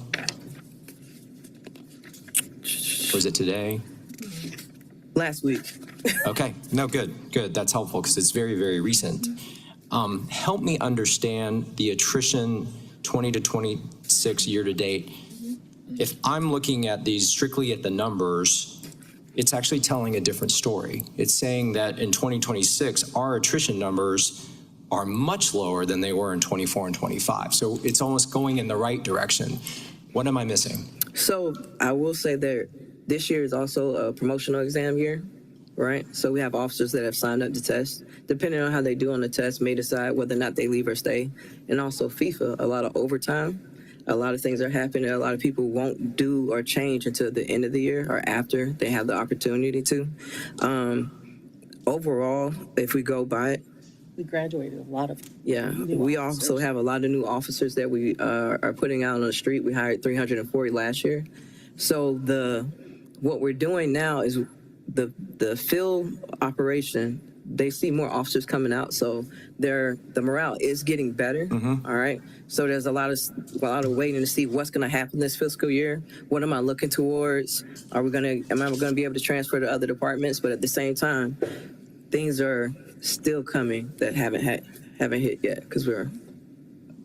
Okay, because the other thing I was going to point out is our numbers are going up as well. So again, if I look at just the charts, I'm interpreting it very, very differently. So, all right, so let's go back into the pension piece that you talked about. I will say for me, public safety was a big reason why I supported pension reform, because that's what I heard from your leadership as well as APD leadership and the officers that I come in contact with, that was really important. And then if I recall correctly, it was kind of that middle band as well. And are you telling me that we got it wrong? That we missed? What did we miss? No, I'm not saying you got it wrong. We did need the pension reform because we spoke about the pension and how we need to change it, and it wasn't enough for the officers, especially the new officers. What we're saying now is now that there's steps that we had to take. First, we had to get the officers with a better pension, the newer officers. Now we've taken those steps. Let's look at what it looks like mentally, emotionally, and physically, the toll that the officers are under with this workload. So we didn't get it wrong. We got it right, but we never adjusted the years of service in the first rollout. Okay, so, all right, I'm gonna have two other threads here and then I'll yield. So, part of the stress that, as we heard last year, was also because we were understaffed. So when big events happen or just general beat cover, we were having to rely on those that were here for overtime and really spreading that peanut butter across the bread really thinly. So I feel isn't part of the relief just maintaining the trends that I'm seeing in the number in terms of lower attrition and higher recruitment and then higher numbers. At some point, we will hit an inflection point where the FIFA events, we're not going to have like 2 months when y'all can't take any breaks or any vacation. So am I wrong in thinking that there will be a point where we turn the corner on that and there is relief coming? And then I want to talk about the 25 and 30 year piece after that. Okay, in a perfect world, yes. Okay. But we still have things that are happening within the department. Yes, we are hiring people. Yes, absolutely. I'm over background and recruitment, so I know firsthand. But not everybody will make it out the academy. Not everybody will make it through field training, and not everybody will make it on the street. So even though I could say we hired 304 people last year, how many of those people are going to be here 5 years later, right? And we also have, like you said, people in park. Well, not only FIFA, but it's festival season. Yeah, sure. It's festival season. So we're getting that. Then we got 4th of July. Atlanta is a city that doesn't stop with events and things that occur. We not only depend on the APD officers, we have to rely on outside jurisdictions to come in and help us also. So what we want to do is get to a point where we're saying that, yes, we're a world-class city. We're world-class events. We're world-class officers, but we also are going to understand that these officers, mentally and emotionally, and for their families, we can't do this for 30 years. And we have to keep that in mind. So it's all together. Yes, the numbers and the graphs look good, but is that officer going home drinking after they get off the shift? I get that. I think there is a mental wellness piece that we could also lean into aside from just the pension piece in terms of helping our sworn officers fight the stress and the pressures that they feel. So yeah, I think that's also on the table along with, I want to lean into now the pension piece. Help me understand the logic of if we shorten the retirement years from 30 to 25, how does that not incentivize people to leave earlier and then counter what we've been trying to do to hold everyone together? So I'm missing that logic piece, so help me with that. Were you about to say? Okay. All right, so we would have a program potentially where the officer has at least have to have 5 years left before they could take advantage of the 25. So that would give the city time and us time to make sure we're prepared for it if officers decide to leave. For people under the old pension, they may not leave. A lot of officers have worked beyond their retirement dates because either they just want to stay and they have other goals, or other officers may want to stay till they reach their 80%. So like for me, I have 16 years on, right? If I stay a full 30, then I'll get 80%. But if at 25 years, I've realized that I can't do anymore or I've seen enough, then I have that option. So it wouldn't be like everybody would leave at 25 years and out. This would be an option that you could leave at 25 years and out. And it's also a recruitment tool. If people can see that there's an end, right, shorter than 30 years, like I'm not going to be 55 when I retire, then that makes more sense for a lot of the younger generation where we know they want to know what their life is going to be like. People in my generation and a little younger maybe didn't think about retirement so much, but this generation that's coming, they do. They want to know what their lifestyle is going to be like. How many, events are going to work? How much overtime will they have? Will they have a take-home car? All these things wrapped in one. Those are the questions we get asked when we go out and recruit on trips. What is the pension like? What age can I retire? And we are standing next to people who offer other packages. So this would not hurt us. This would not take away from the officers that are here, but it'll give an option to those officers who want to take advantage of it. If you want to stay for 80%, you can. Yeah, I'd love to continue having conversation with you all offline. I mean, I think it's still counterintuitive to me, much like a retirement plan. If you had a 401k and a vesting schedule, that vesting schedule, you want that as long as possible so you can retain everybody, all the institutional knowledge, the experience for as long as you can. And I somehow need to make the mental shift that by shortening that period, we wouldn't be incentivizing folks or giving people incentive to leave sooner than they might otherwise. But let's take that offline. We can talk more about it. Again, I appreciate you're bringing this up. Y'all the first group that's brought really, I think, effective feedback on that pension vote that we took. And so you've given us a lot to think about. So thank you. And then let me add to it, a lot of the officers that work in specialty units are in that area. They have more than 10 to 15 years on. So this, again, is appealing to them not to take their specialized knowledge to the private sector, okay? That gives them an opportunity to look at reasons to stay. So we're not losing our knowledge and our skills at that point. All right, thank you. Next, we have Councilmember Collins, then Councilmember Lewis. Great, thank you so much. I think Councilmember Juan answered asked some of my questions, but just in terms of, I think for understanding, like as we are embarking on the next year's budgets, FY 2027 budget year, and pension reform is a huge topic across, where you just mentioned that you have 80% of the employees that are in a defined benefit, and then the others that are on a defined contribution, well, the 20% that's on a defined contribution. And so for people to understand the detailed differences in that, you mentioned, excuse me, you mentioned in the pension, on the pension piece, that the state is 25 years as well, but the state is 25 years. You can take 25 years if you're under 60, but you will have to take a reduction in your compensation. So I want to just make sure that I was looking at that in the same space. And then also, as you talk about the mentioning of Alpharetta and Douglasville, where, where we're talking about a population of 67,000 in Alpharetta, 44,000 in Douglasville, and here we are in the city of Atlanta. That's a capital city that's hosting of a major events of a population of 550,000 people. For me, just kind of understanding so I can make sure that I'm coming in the budget conversation for FY 2027, maximizing every opportunity for our police officers, and also the ways of thanking you all for your service. Tell me more in terms of what the compensation piece looks like. Are you hearing more feedback in the need for necessary for wellness and care, opportunities in that piece? Because what you are hearing is also a growing conversation of we're thinking of our dialogue in terms of what does it look like to ensure the city is in a safety space without the wholly dependency or reliability on police officers. So if you can help me for the necessity of this budget conversation.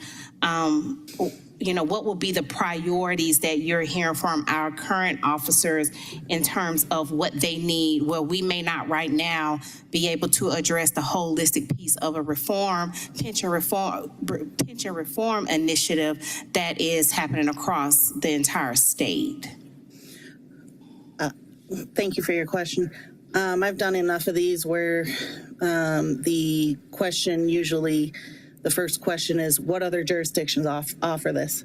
So that was just a quick rundown. I could go into comparable cities and find 20 and out, but they're up north. So if you think about it, this is year 2026. 30 years ago was 1996, and that was the Olympics. So our 30-year veterans have been through the Olympics, many sporting events, many concerts, many festivals, numerous protests, Occupy Atlanta, can't forget about that, New Year's Eve peach drops,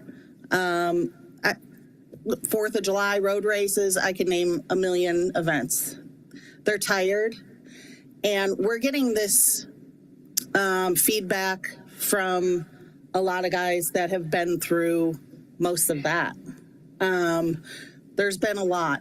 After 1996, I can't forget the attack on our World Trade Centers. So we were dealing with side protests from that. I think 30 years is a long time, and it shows because it seems like we can't remember that.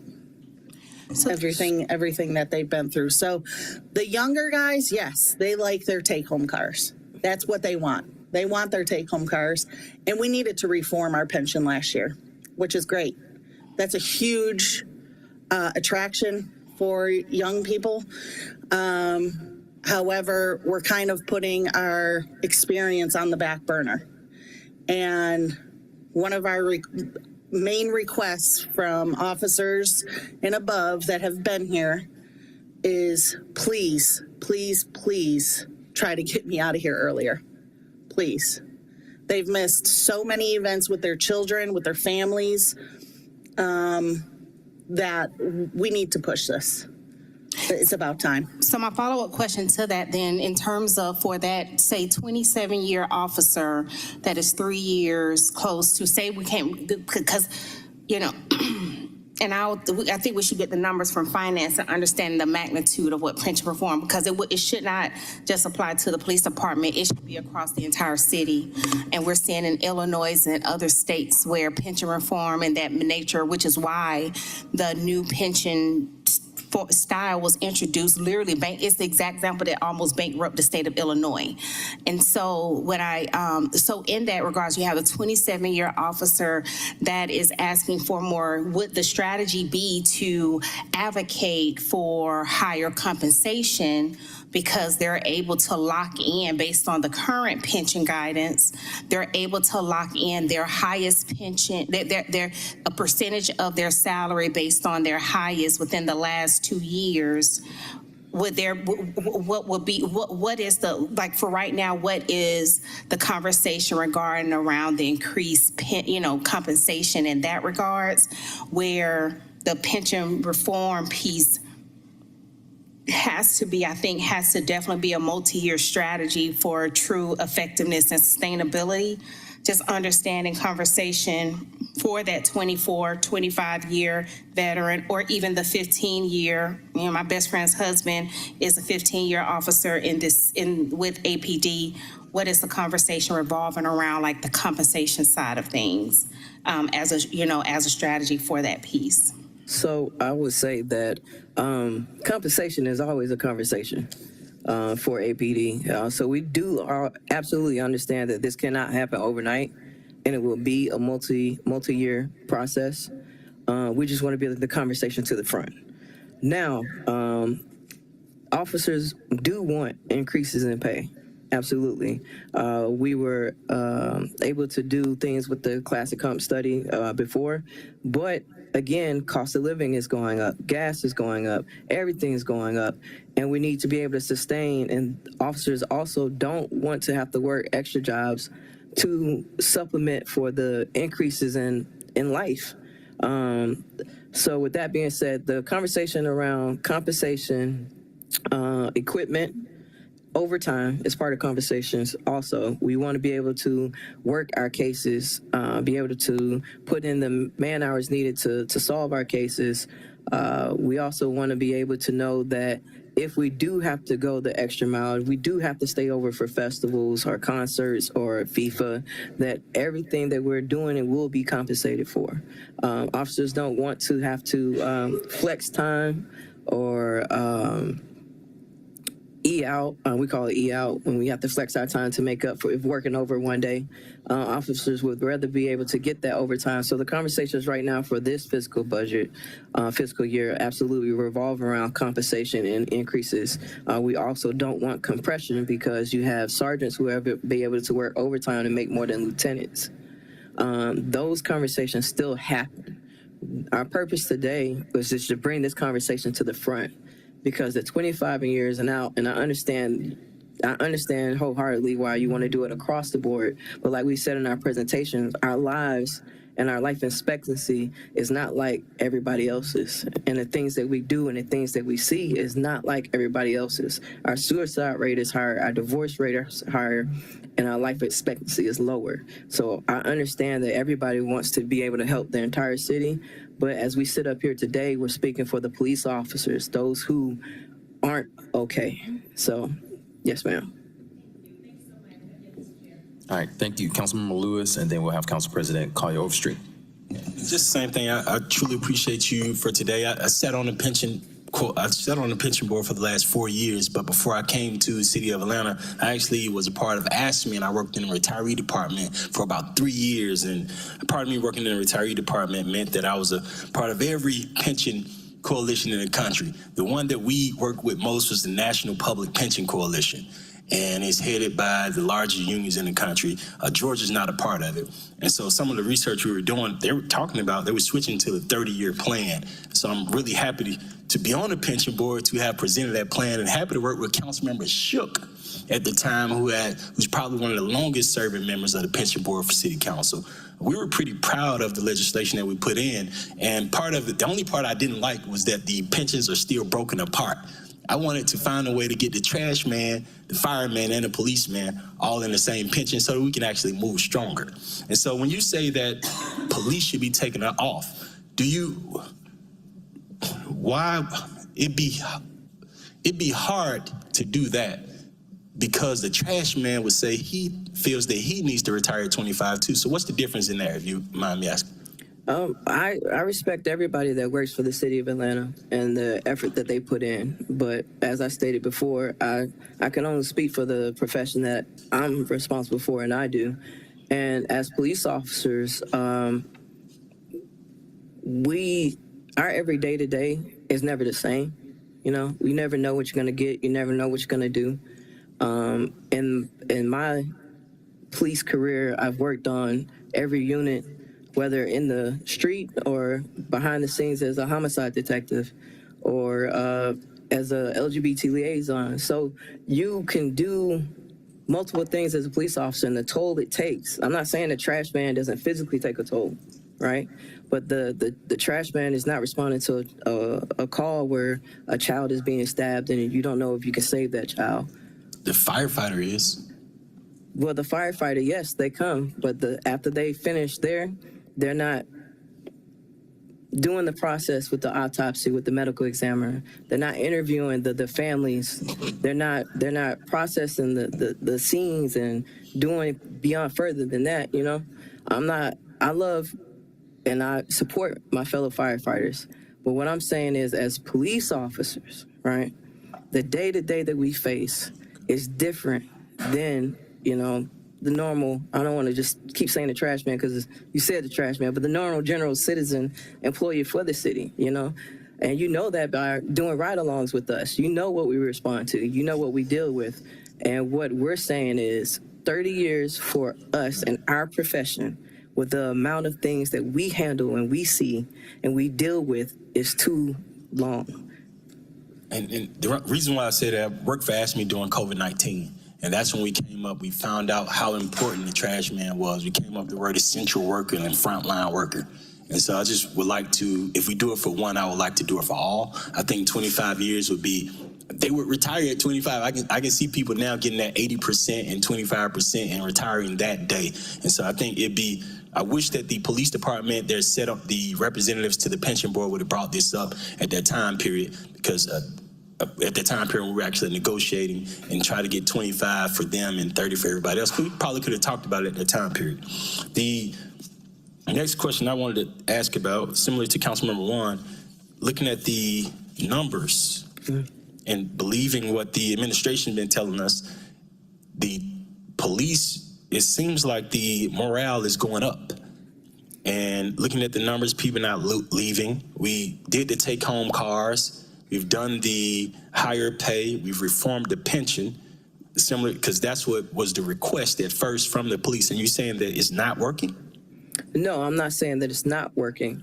As a city, we have to progress. Okay. So each step that we have taken is good for the city, it's good for the officers, but there is never a point where I feel that we're done. Okay. Like you said, there's always work to do. That's the union. So therefore, we are at this point where now we've lost multiple officers, as you know, and that has taken a toll on the department, where we realize that we need to start paying more attention to things that help us in the long run and not just immediately. Yes, money is great.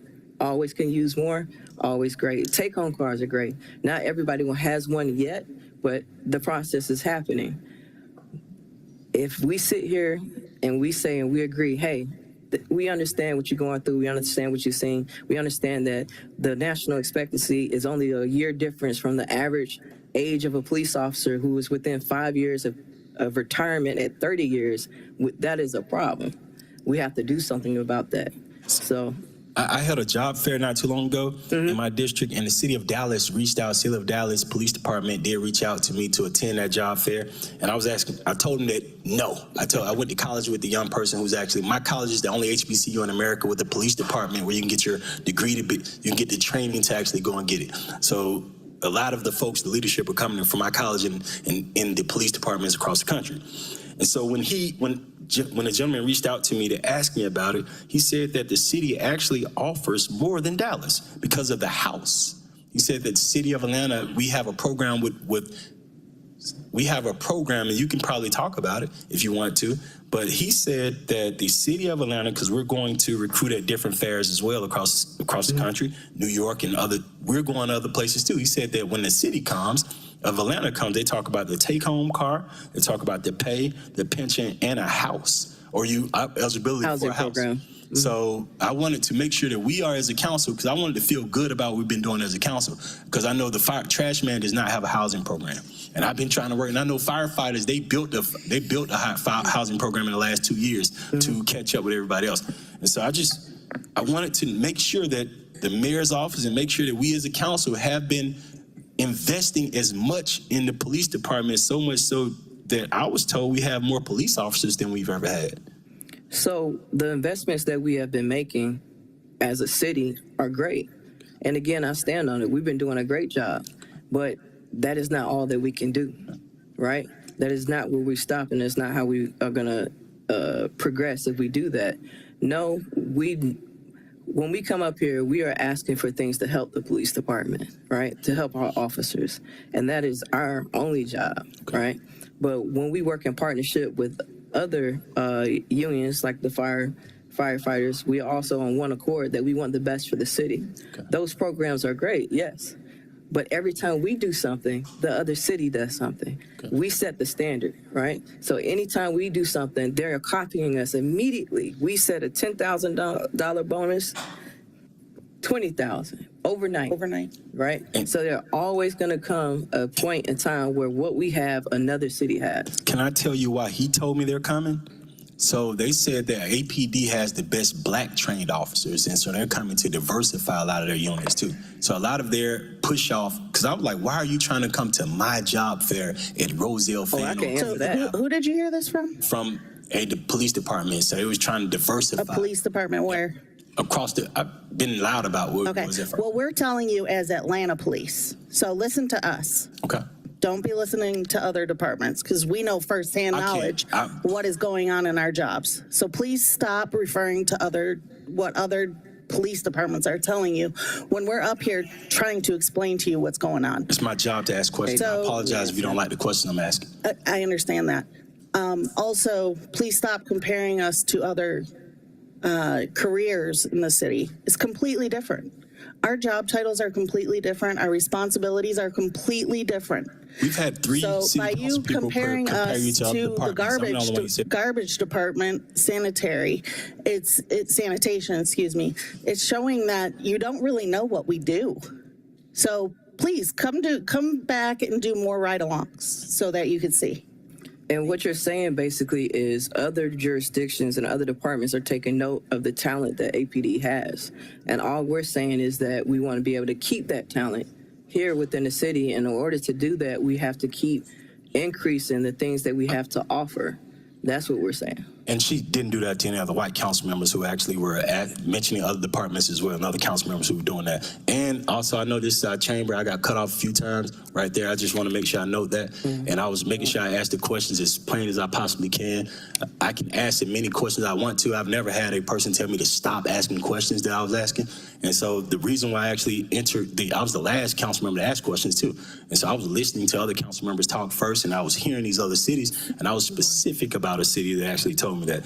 So I appreciate you again for that. My goal would be that everybody gets the same thing. Thank you again. All right, thank you, Councilmember Lewis. Next, we have Council President Collier Overstreet.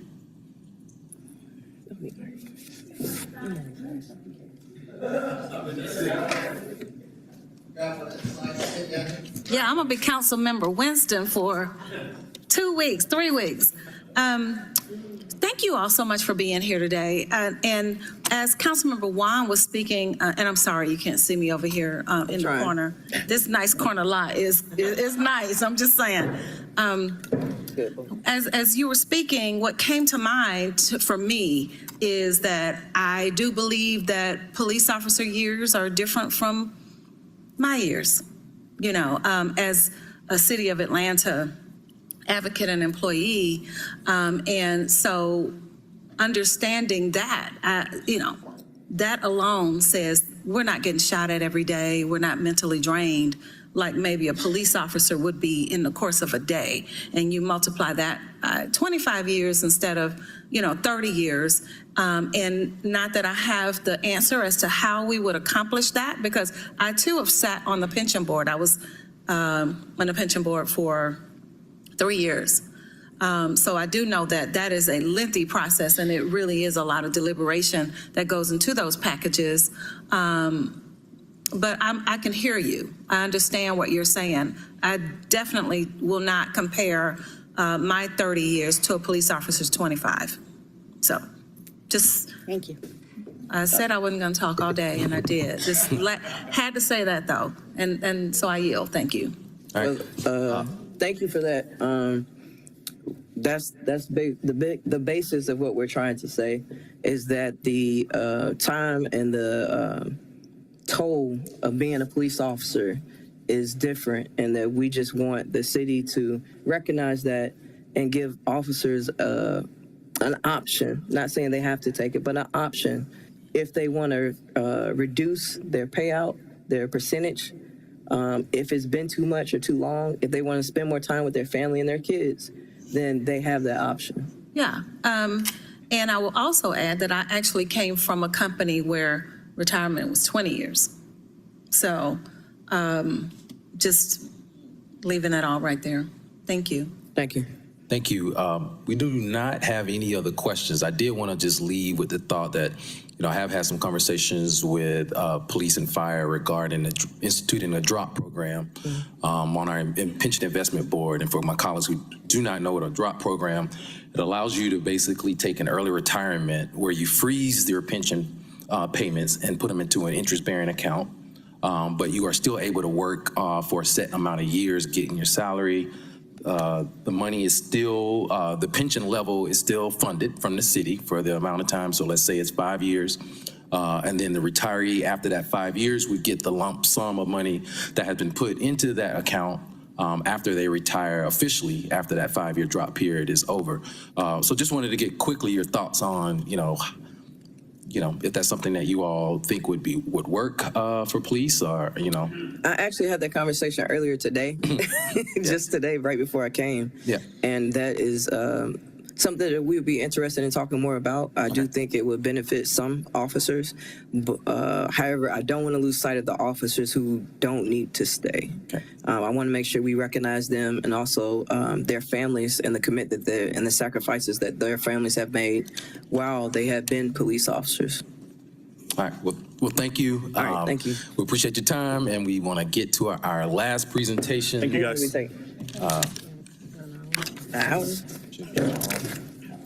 Just leave it on.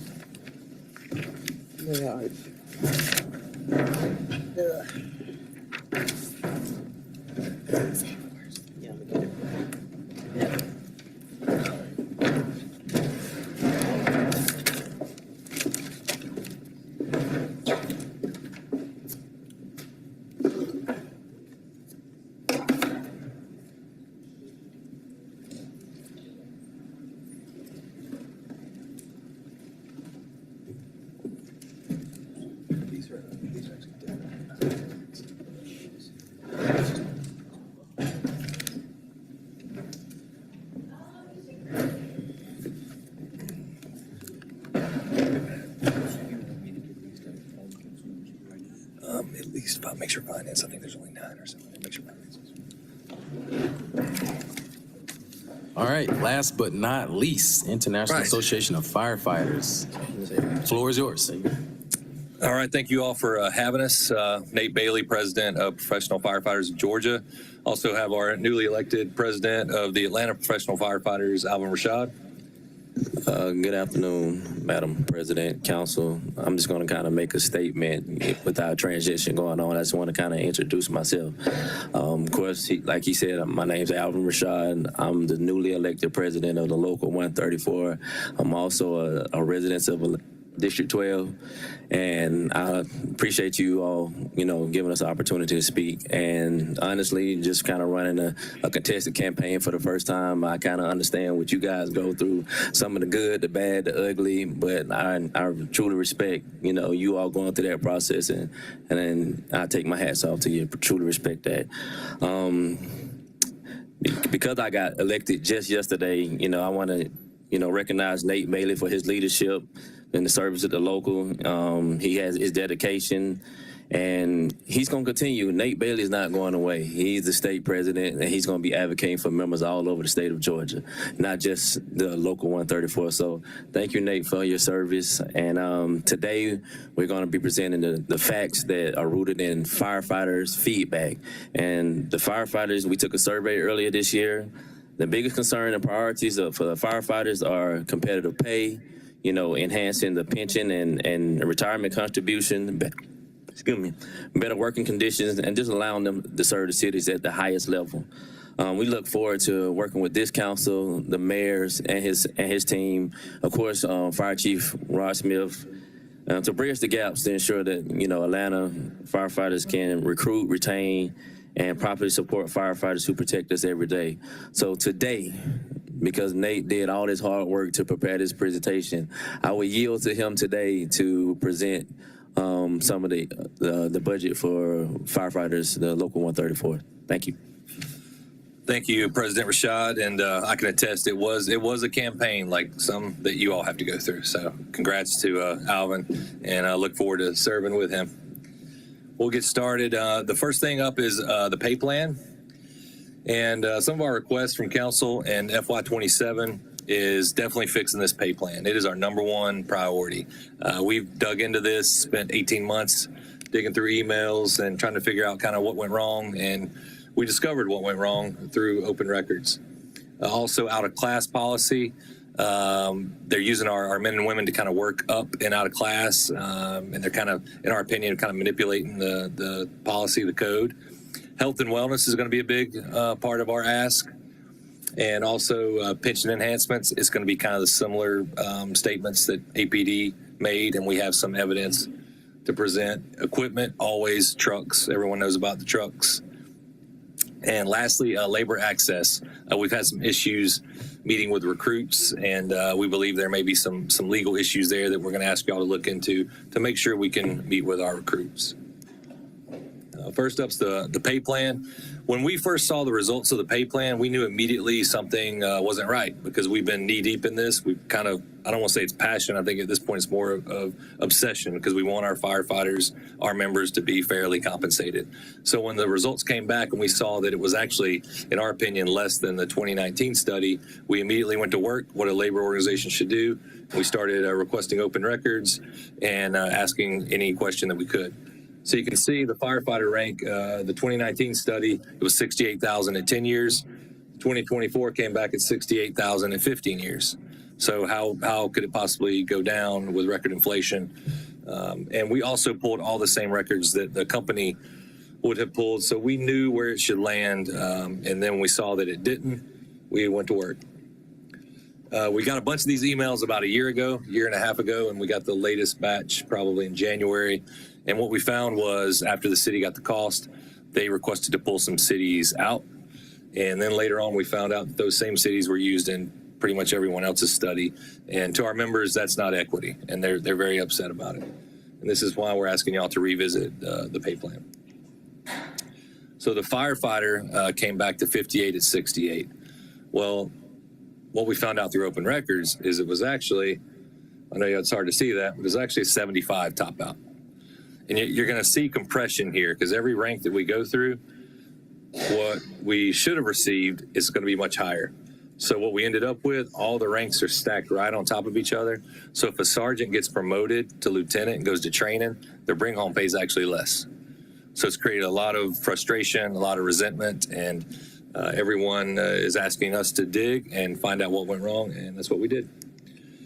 So the sergeant, the two ranks that got, I don't even know how to phrase this. The two ranks that are off market the most, in our opinion, are the sergeant and the lieutenant. And 70 to 76 is how it landed. That's what we were presented with before we pulled open records. Open records showed that it should have been around 74 to 90, and that is actually market at that time. At that time, Cobb, you'll see Charlotte's pay plan, Gwinnett, that's kind of where it should have landed in the market. And that's lieutenant is 76 to 83. So if you put on a 40-hour work week from being a sergeant, there's not much difference in pay. So their bring home pay is actually less than a sergeant when they make lieutenant and go to a 40-hour work week. Plus they may lose their paramedic incentive. They might be bringing home a lot less. Where it should have landed, 101 top out. That's actually the market. That was the market in 2024. And then the captain, as you see, as the ranks go up, they're all compressed right on top of each other. And that's why this is really a compression issue that we're presenting. We pulled all the open records. Starting pay is actually still competitive. Atlanta's starting pay at 58, 59 is still competitive in the market. That's what you see in Charlotte. Some places where they have a huge amount of applicants, like South Florida, you might even see it in the low 50s, but then they top out very quickly. And this is some of the emails. And for the record, a lot of people that were involved in this are no longer employed with the city. So there was a lot of personnel changes. But as you can see, there was a lot of emails about the company stating the union's feedback needs to be considered. We're not approving this pay plan as is. You need to consider the union's feedback. And what we found through open records is the police chief advocated very heavily for his personnel. And every time he did, we saw pay go up, like with the investigator pay and others. And he was very much involved, also the deputies. The only advocacy we saw through open records was really the IFF. We pushed hard, but we didn't get any response, the response that we would have hoped for. And here's an email where the company basically stated we would not recommend moving ahead with the pay plan proposal as is. Then for 6 weeks after this, there's a lot of emails where they're communicating back and forth with the admin, and it doesn't look like they get a response. They're basically presenting a last minute offer for fire, and they called it the City Strategic Initiative. It actually was competitive. It put the captain pay right where it should be, lieutenant, and it kind of spaced out and ended that compression that we're feeling right now. So the city met with us, and we did what we do. We had booklets and presentations and all the evidence we could find, and we thought we made a good case. But then the emails show that after they met with us, they decided to move forward with it anyway. And this is where it got real interesting for us, and this is where our members got real motivated. We found out that with all the different studies, some of the same cities that were moved from our benchmarks for the comparison were used in general employees and other pay studies. And then the elected officials, LA, New York, these are all removed from ours. And the bottom line, the reason we're so aggressive with this and we want y'all to take action is the last recommendation from the consultant was not implemented, but it was presented to us and the council at that time that these are the recommendations of the consultant. We firmly believe that the entire council, I know we have a few new council members, but the entire council, if they would have known every fact and every piece of data, they would have said, let's put the brakes on this and let's look at what was actually recommended. We feel very strong about that. And our members have seen these emails. That's why morale is very low, because we debated, should we show them all? But we were getting pushed back and kind of attacked from other areas. And we said, we voted as a board, and we said we have to show these emails to all of our members. And when we showed it to them, they're furious, because we were kind of told something else for a year and a half. And then once we presented them all to them, they won't change. They want council to take action. We're never going to ask y'all to make us the highest paid in the Southeast. We know it's a municipal budget. Our ask is always going to be top training, the best equipment, and make us competitive. Make us competitive in pay, like at least get us close. And that's what we're asking for y'all to do. Another issue that has come up in our survey, as President Rashad was saying, we surveyed our members. Number one was the pay plan. Right behind it was healthcare costs. So when you see a salary of $60,000, you're like, that's not bad starting pay. Like, I've got family on the job, 19-year-old kid, they're happy.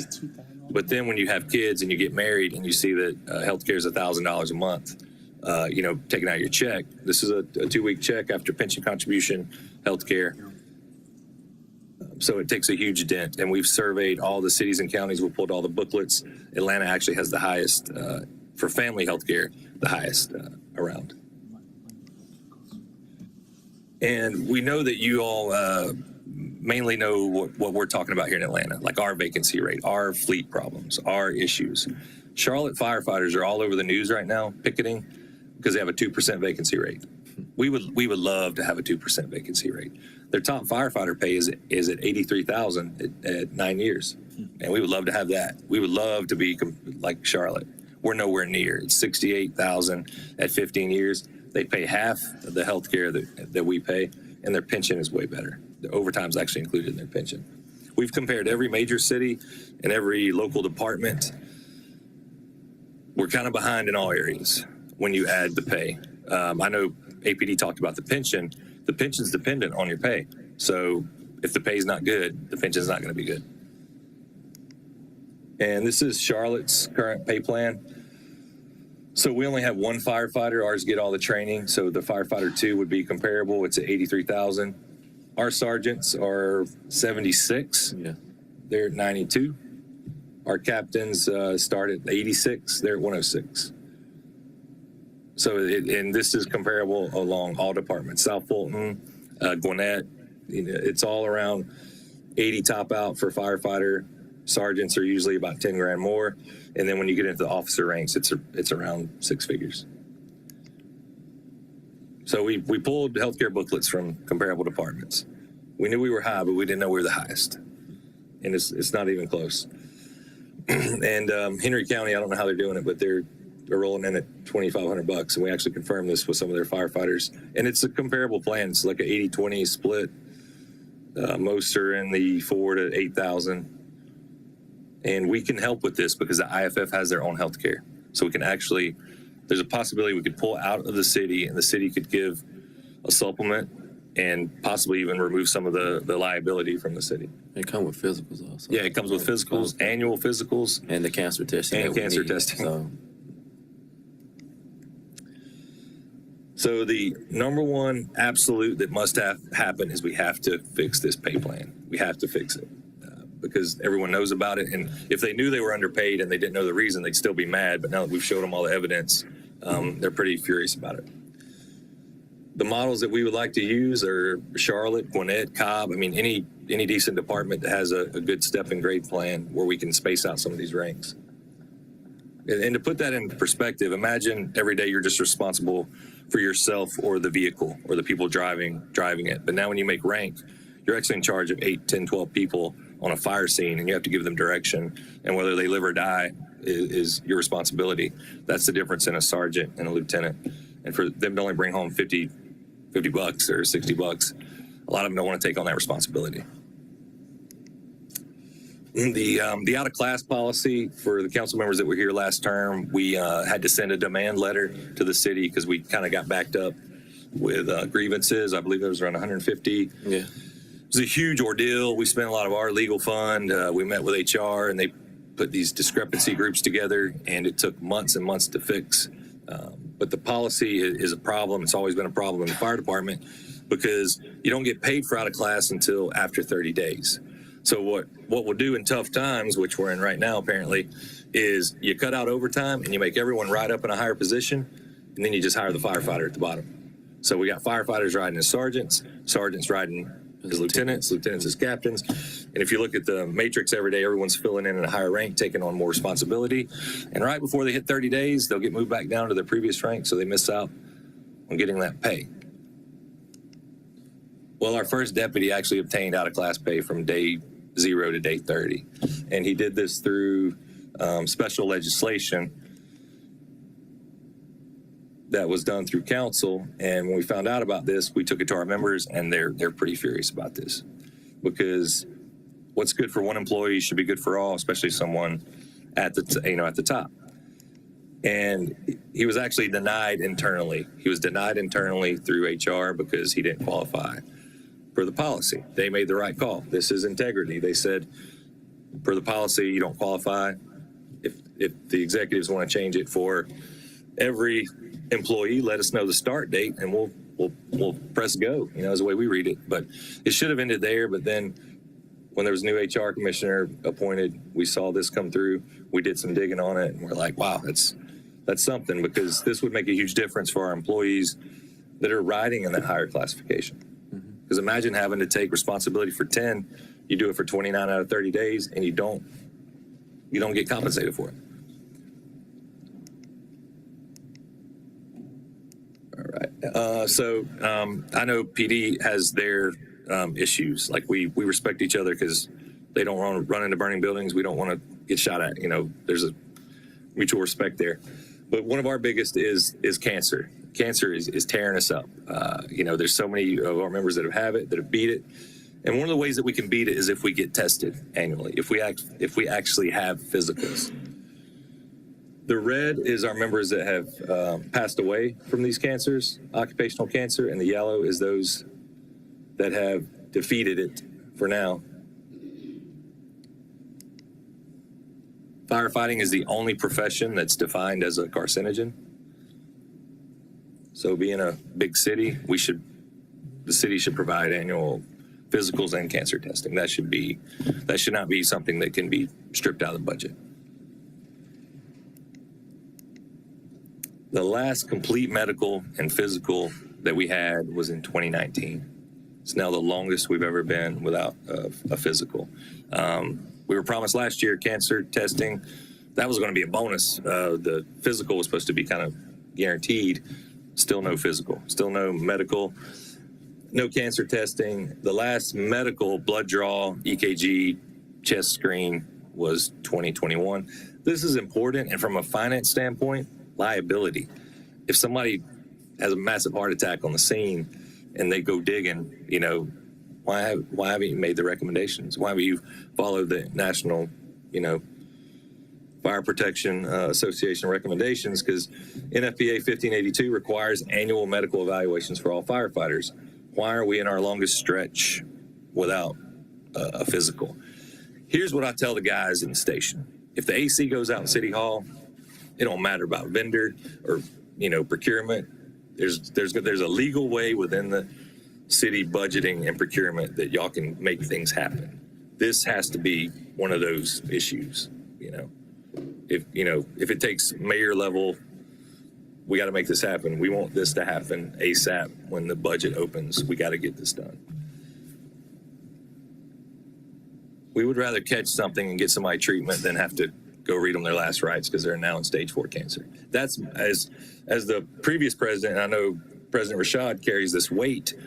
We don't want to not make enough noise and somebody, because when we get these tests done, when we were getting them done, there's always somebody who has cancer. I think last time it was prostate. We had 2 members with prostate cancer because we caught it early. We were able to, they're still alive.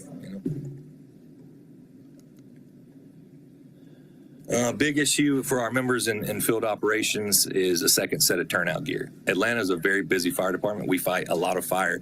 There's usually a fire every day somewhere in the city. You can't have a cancer policy to decon yourself if you don't have a second set of gear to put on. So, washing machines always break in. There's always an issue at the station. That second set of gear allows you to come back to the station, take a shower, put on your nice clean set, and then you can launder your second set.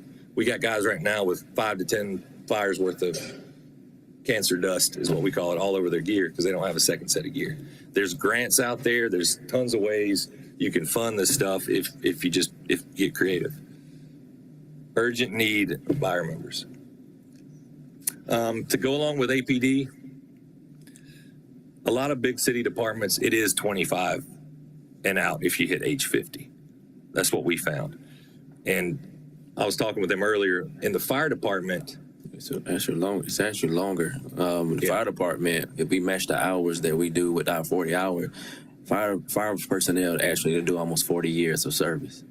So that's something that, can add to PD's argument about a 25 and out. If you do hour for hour, firemen do 39 years and 7 months total in 30 years of service. So we need to reduce that time for the wellness of our firefighters also, because we are out there getting chased by knives. In the last few weeks, got a gun pulled on some of our members, and I was one of the ones that got a knife pulled on me with in Station 22's territory. And if that was anything but a knife, I'm not sitting here talking to you all today, because I was just as close as Councilman Hill is to that personnel when he went in his bag, just on an alarm bell. So the wellness piece, we want to get on that too. So. Yeah, and to add to President Rashad's comments, I think it's because we do 56 hours a week and the average employee does 40. I know PD does extra hours too, but those hours take a toll. When they came up with that schedule in the 70s, they only fought fires. You didn't run medical, hazmat, gas leaks. So you actually had time to rehab. And in Atlanta fire, there's no slow stations anymore. You know, like Station 3 used to be slow. 28s, like 31s are engine 36 now. They used to be slow stations. Everyone runs, so there's no real rehab. So you're taking a toll on your body. And when you hit age 50, a lot of studies show that workers' comp claims almost quadruple.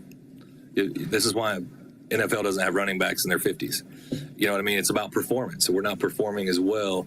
So if there is a study with the pension board, there's a lot of data, and there has to be a fine line of whether it's the drop or maybe coming up with a way where you can phase people out. What you don't want is somebody that's broke down and doesn't want to be on that truck, because I've had that captain. And you're hearing entrapment down the street, and as a young guy, you're on the truck ready to go. Like I was a driver, and the captain can barely put his boots on because of the arthritis. But he's got a year left, and he don't want to face that 6% penalty, and they can still pass the physical if they're given. But there has to be a way to get people out the door without that huge penalty, because that's what keeps those folks here. They don't want to lose that 6 and 12% penalty on their pension, so they're going to do whatever they can to make it to that day. So yeah, that's the pension. The way it was described to us is it's a foundation. The new pension is a foundation, and then from there forward, based on the needs of the city and the employee, we can kind of tweak it a little bit, over time. And this one, personally, this one it hurts me because I don't think the city placed an order this year. The only way you're going to catch up is if they got to purchase every year. They got to, and we're beating them. We're beating the brakes off of them because we're running 1,000 calls. Thousands of calls. Our reality, there's a lot of possibly some paper compliance that's going on from the past that has hurt us. You hear accreditation and ISO 1 at every conference we go to. It has really hurt the fire service, because if you can make it look good on paper, then and previous council members would harp on that. They would say, if we're nationally accredited and we got all the top certifications, why do we need to keep putting money into the fire department? Well, our reality is we're looking at it and we're like, we haven't had every engine in service in years. Our staffing, if you have 5 or 6 engines down and you still have an engine with only 3, you have a staffing problem. You have a serious staffing problem. So also with the physicals and the cancer testing, we were informed that the city's accreditation is actually under review because of that. Like if there's statements made that we did certain things and we didn't, then we need to review it. Whatever we say we are on paper, that needs to be the reality.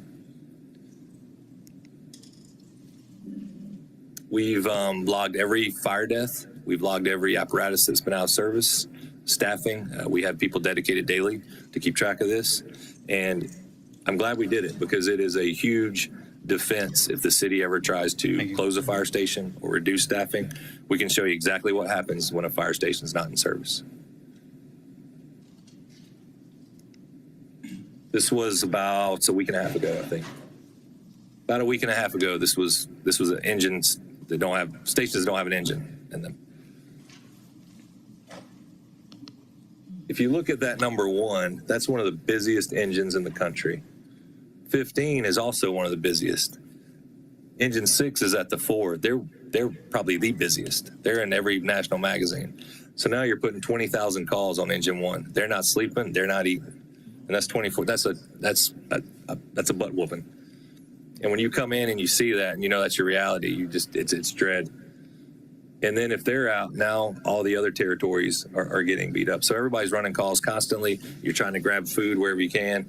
If you take one engine out of the matrix in Atlanta, everyone else takes the abuse, because Atlanta hasn't added a new fire station since, I believe, the 70s. They added 37 EMS station, but added 100, 150,000 people in the last 20 years, and the call volume has almost doubled. The reason this is a concern, and this is why we have to get away from paper compliance, is what's our reality with ISO if it was truly evaluated?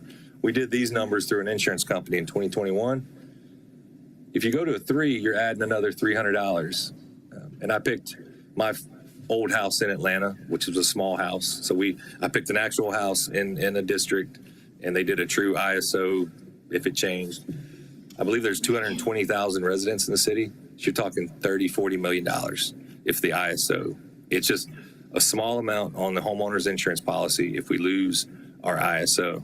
That's why as a union, we can't let there be paper compliance that doesn't reflect reality.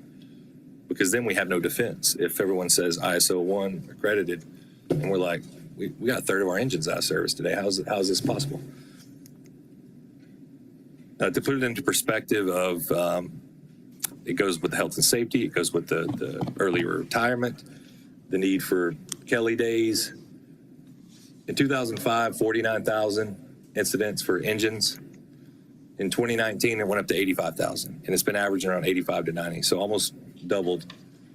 And then the truck responses, trucks used to be somewhere where you could kind of ride it out a little bit. You know, you won't get up as much at night. Well, that's doubled too.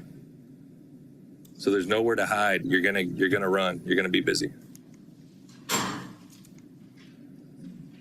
We pushed this bill a couple of years in a row, but it'll need city support. There is so many ways Atlanta can fund equipment, so many ways, but they're gonna have to go to the Capitol and ask for it. I know that it depends on election years, and being an election year, it might be difficult, but there are non-exempt properties. The ticket sales. We did the math on this. Some of these tickets are so expensive. In a week, that's 3 fire trucks. Might be 2, the way the prices keep going up, but it's money that doesn't have to come out of the general fund.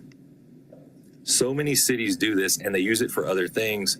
Atlanta's doing well in entertainment area and funding for other areas. The biggest need we see is public safety equipment because it's so expensive. And APD could use this as well for, we're not asking for take-home fire trucks. We're just asking for a fire truck. But take-home cars or whatever they need it for. The money's there. 2 back-to-back concerts. I think this was the Taylor Swift. We did the math. 2 ladder trucks or 4 engines. The educational non-exempt footprint keeps growing in the city. A lot of places do fire fee assessments where everyone pays a fee, or it could apply to the stadiums. There's so many ways. Look, nobody wants to pay more money. If you go to any business, they're going to say no. But who's going to pay for it? Like Georgia Tech, Georgia State, a lot of those stations around there run a lot of calls. So in summary, the pay plan, please, for the love of God, let's fix this. It's the sole reason we pursued collective bargaining in the first place. Because after the 2019 pay plan, we shook hands and had a celebration. It didn't work out, so we, circled the wagons on passing that ordinance, got it, and then the city did another pay study. Come to find out, that one wasn't done, up to our standard either. Medical and physical testing, we've possibly discussed doing an ordinance, maybe having y'all do legislation where it's required. We know the administration doesn't necessarily maybe want that, but if they did it every year, we wouldn't have to push it, if it was just included. Previous recruit class, we were denied the right to sign up firefighters for the union, but we found out that other organizations were allowed. To us, that's a huge problem, and it could be a problem for the city. You can't give access to one organization and not the other. And it was done through multiple emails. So if y'all want to see the proof of that, we can show it to you. But that needs to be knocked out. We have a recruit graduation coming up in 2 weeks. We're asking y'all to go to the administration, human resources, and make sure we're able to have access to sign up recruits. Not only were we not allowed to sign them up, they were told to wait a while before you join a labor organization. So I think you got everybody. And demand accountability, because we pulled, 15,000 emails. Y'all need to hold everyone accountable, just for your own political survivability. You know what I mean? We don't want any of y'all to be put in a position if people are trying to slide through legislation without amendments or attachments. Just hold everyone accountable, because if y'all hold them accountable, it helps us. That's, you have anything to add to it? Question? All right. We appreciate your presentation. Thank you for your service as always. We're going to start with Councilmember Martin. Then we have Bakhtiari and then Lewis. Thank you so much for being here. Congratulations to you as new president. Thank you, sir. And thank you, Nate, for your service over the years. As we think about this out-of-class policy, I need to understand that a little bit better. It seems like it makes sense, but I want to make sure it's not as simple as it sounds, or maybe it is as simple as it sounds. I don't want to give you what I think it means. I want you to just kind of unpack it in 30 seconds if you can. So the out-of-class policy, if you're a firefighter and you work up as a sergeant, which is a driver, and if you work in that position over 30 days, the ordinance says you a higher classification, so you can apply to get the compensation that a sergeant would make. In that, the department does give those members a small incentive. That incentive is like $800 for the whole year for an incentive if somebody's passed up, but a lot of times over the years, people can ride out of class for years, and then you have to apply for it, and it's a difficult process. So it would be other municipalities around us, like if you have to ride up that day, it's already in the system where, okay, you ride up as a driver that day, you get that driver's pay. So, but we have to wait 30 days to even start to apply. And it's really kind of 60 because the first 30 days is on them, on the, but after that, we can start applying for it. And that's what we kind of had to do a few years ago to catch up with people that had a lot of out-of-class pay because we hadn't had promotions and stuff. And Chief Smith has, brought the promotion process back. So we're testing every 2 years like we're supposed to now, So, what causes this? Is it people getting ill, or is it paternity leave? Maternity leave? What is happening? Well, we got people, or just vacancies. We have people right now. I think our biggest vacancy is at the sergeant position, and those are some of the members that we've lost.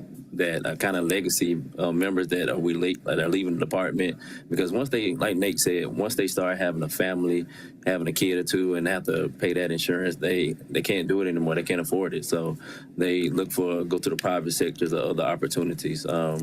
So that's kind of. Do you have any numbers? Maybe you don't have them today, but maybe if you do, great. If not, can you send them to us later? How many folks that we've lost in this category, let's just say in the last 12 months, since the last time we were having budget conversations? Okay, that would be retirees or people that left the department? People just left the department. And that's sure. We've had 2 sergeants leave to go do private construction. They reference pay and healthcare as being primary reason.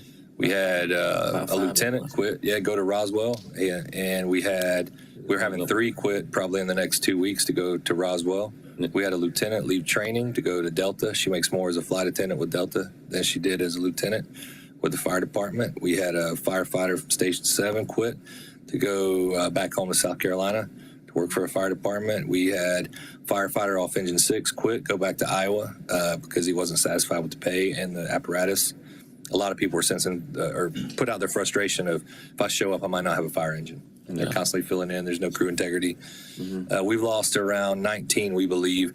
The city may list them as retirements, but like the lieutenant at training, she froze her retirement after, I think, 12 years. She's young. She went to Delta, started a new career as a flight attendant. We've had quite a few of those and we stated we will lose lieutenants and sergeants. We stated that President Rashad was at the table. We said, if y'all go through with this pay plan, we're going to lose lieutenants and sergeants. And that's exactly what we're losing. And those are 2 of the most skilled positions in the department because you have your junior officer that's busy on the engine, and then you have your sergeant. They operate the trucks, and it takes weeks to certify somebody to operate a fire truck. So we're losing years and years of experience. The starting pay is great, so these new firefighters are happy. But around year 4 or 5, especially when they see the progression up the ranks, they're seeking other employment. You can go to Roswell, earn more money, pay less in health care, and sleep all night, maybe. Atlanta, you're going to be busy. Your health care is high, and not everyone's going to make chief. Like our chief pay is great, but as a firefighter, the top you might make it is captain. And the first rank above that sergeant. Like if I become a driver, is there a pathway where I can provide for my family with the healthcare costs? And they're not seeing that right now. They're looking. I would say that we polled our members, and 48% are seeking other employment. I would say now it's probably 60%. The older folks are actually looking for a way out as well, just because there's no relief. Like it's. I'm going to go ahead and put this out there too. We had a member get moved to a busy engine the other day, and he's older. He went to EAP. That's how busy it is. Not many people can go 26 hours without sleep. And if you hadn't done it and you're told at 8 o'clock, hey, I need you to go be in charge of this engine, no, I can't do that. And I would rather somebody go to EAP than do it and, make a bad decision. But that's how busy it is. It's high stress. And now, like President Rashad said, not only we have people's, lives in our hands, now we're getting shot at and being chased with knives. The risk is high. The stress is high. Lowest pay range, highest health care, and the equipment. I think that, and I really appreciate getting this feedback from you all. I think, and this leads into my next question. It's really about, I think Atlanta Fire Rescue Department is probably the largest in the state of Georgia. And as we think about the smaller cities that folks may be leaving for, or jurisdictions, I think some of that may be attributed to the fact that, I think that some of that may be attributed to the fact that you can get to a higher pay quicker as a rank and file firefighter. But isn't it also true that we have more promotional opportunities within Atlanta Fire Department where, as a rank and file firefighter, you can move up the ladder, pun intended, a little quicker than you can around the region? That is true, and that's one of the number one reasons they're leaving, because of that sergeant and lieutenant pay being so low. Like if it was, they don't even have to be the highest, but if it was within 5 or 10% of those metro departments, then they would say, okay, if I go to Roswell, I might not make lieutenant or captain, and I might make 10 grand less. But in Atlanta, at least I'll be comfortable. But that 70s for the sergeant, it's the benefits package is better. Yeah. The benefits package is better. Even they'll take a little bit less home and pay just to reduce the healthcare costs to offset it. So Sure. No, I appreciate that. Healthcare costs keep coming up, so I'm not going to dig too deeply into that. I think we have a widespread issue with our employees, general fund employees. I think we need to make sure that when HR comes, we have a conversation about that. What is the cost for the bunker gear? I don't know, what would one set cost us? And I heard you say about there are sometimes grants available in other programs. I don't have the exact cost. It's a few $1 million to get everyone caught up. All right. Well, you can send it to us later. I'll send it to you. That'll work.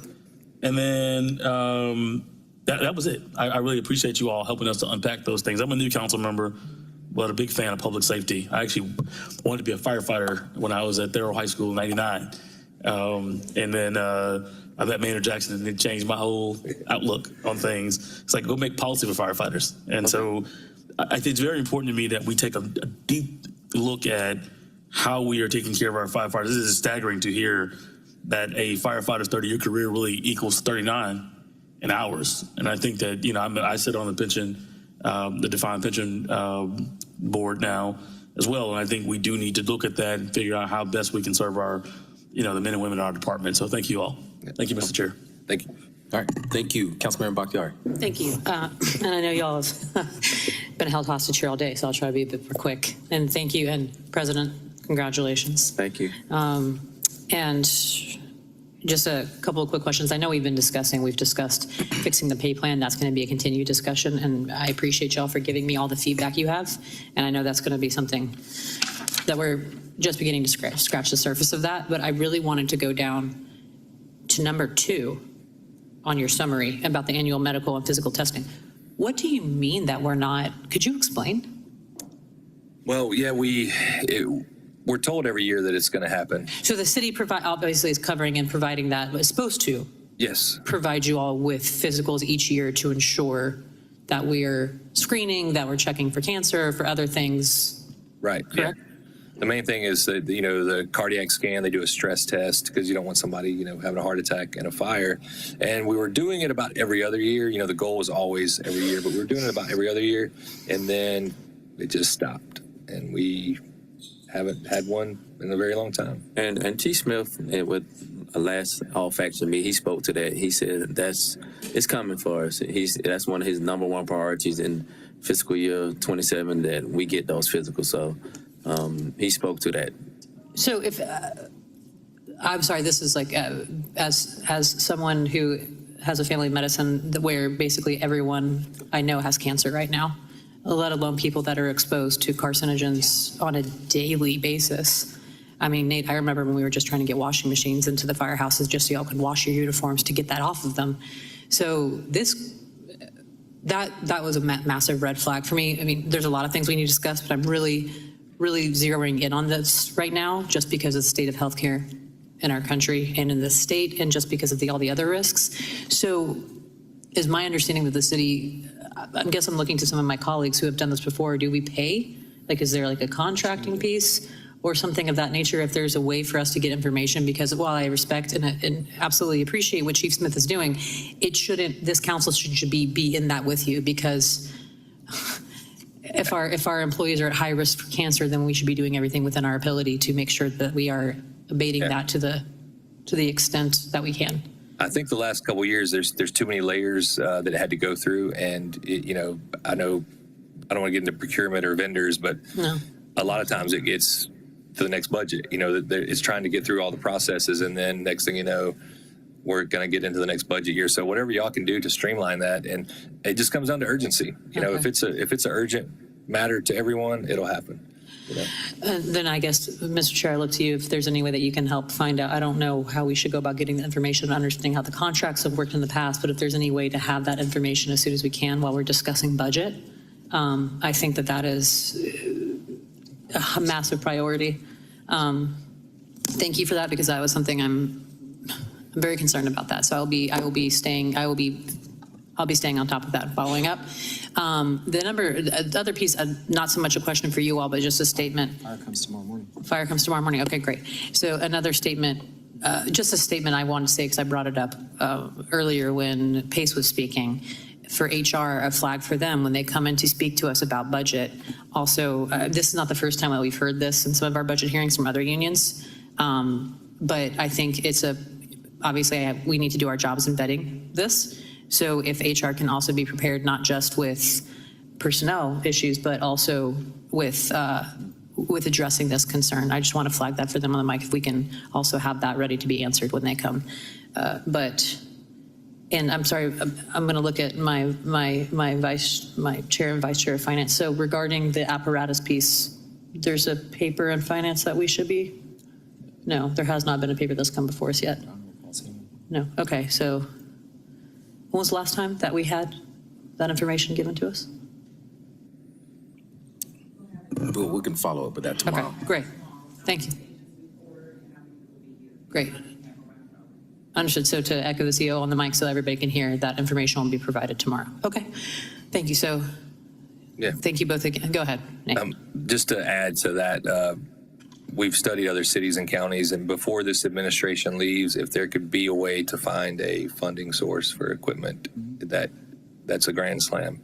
Because every mayor, every administration, it's just always kind of a catch up, with apparatus. And if budgets get tight and there's no funding source, it seems like it kind of gets cut, so we don't want to get in that cycle with the next administration. So if finance could assist with that, we can give, the IFF has a treasure trove of documents and resources that they can, provide all that as well. Okay.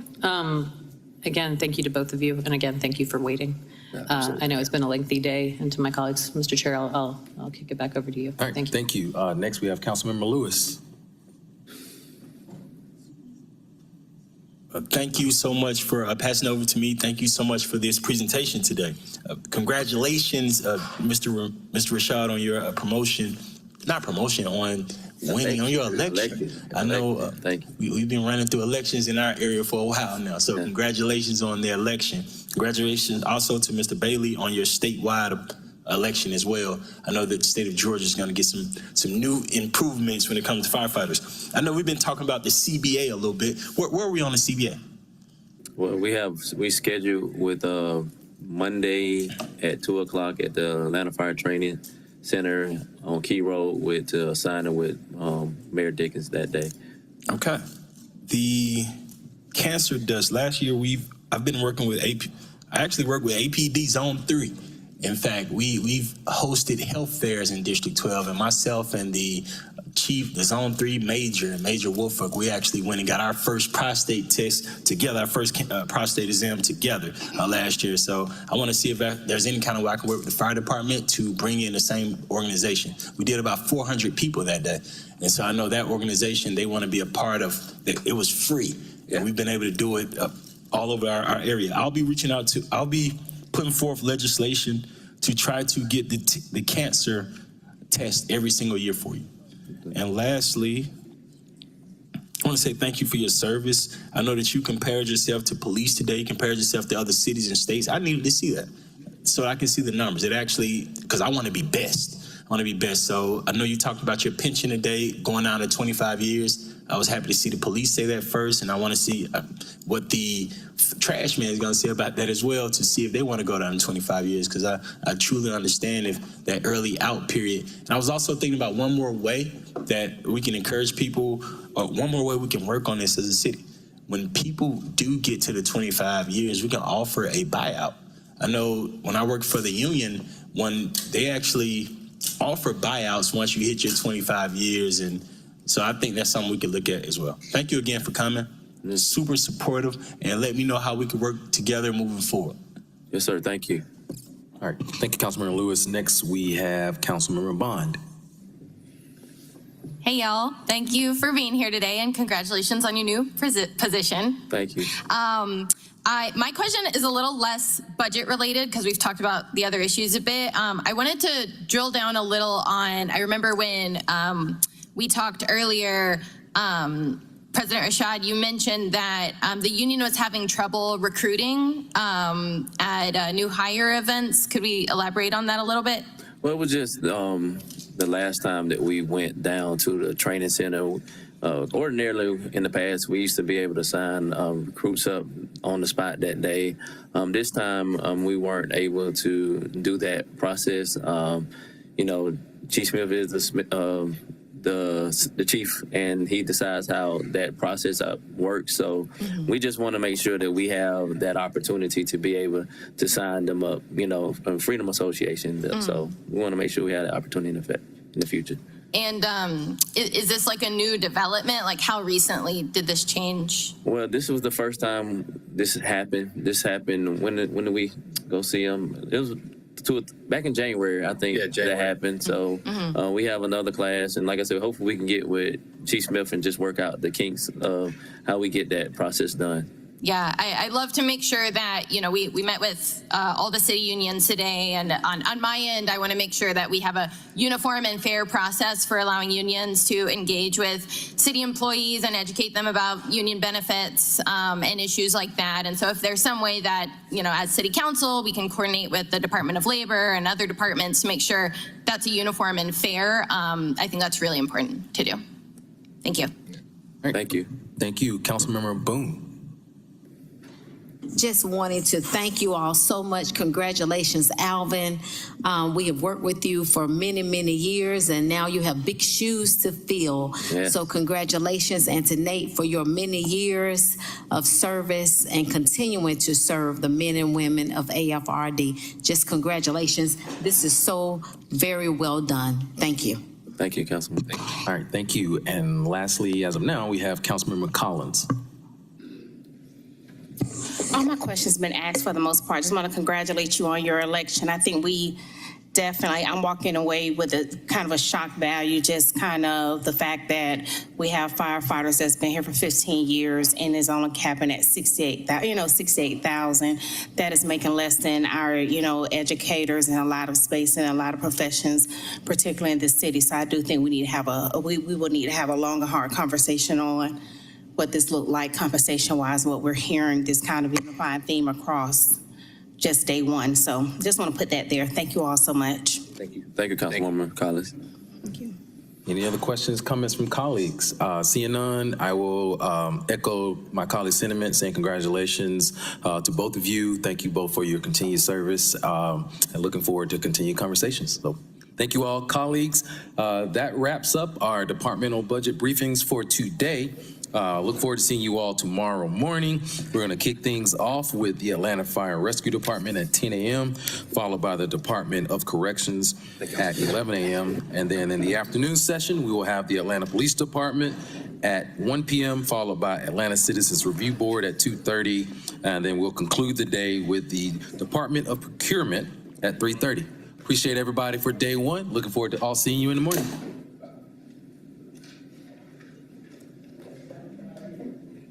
All right.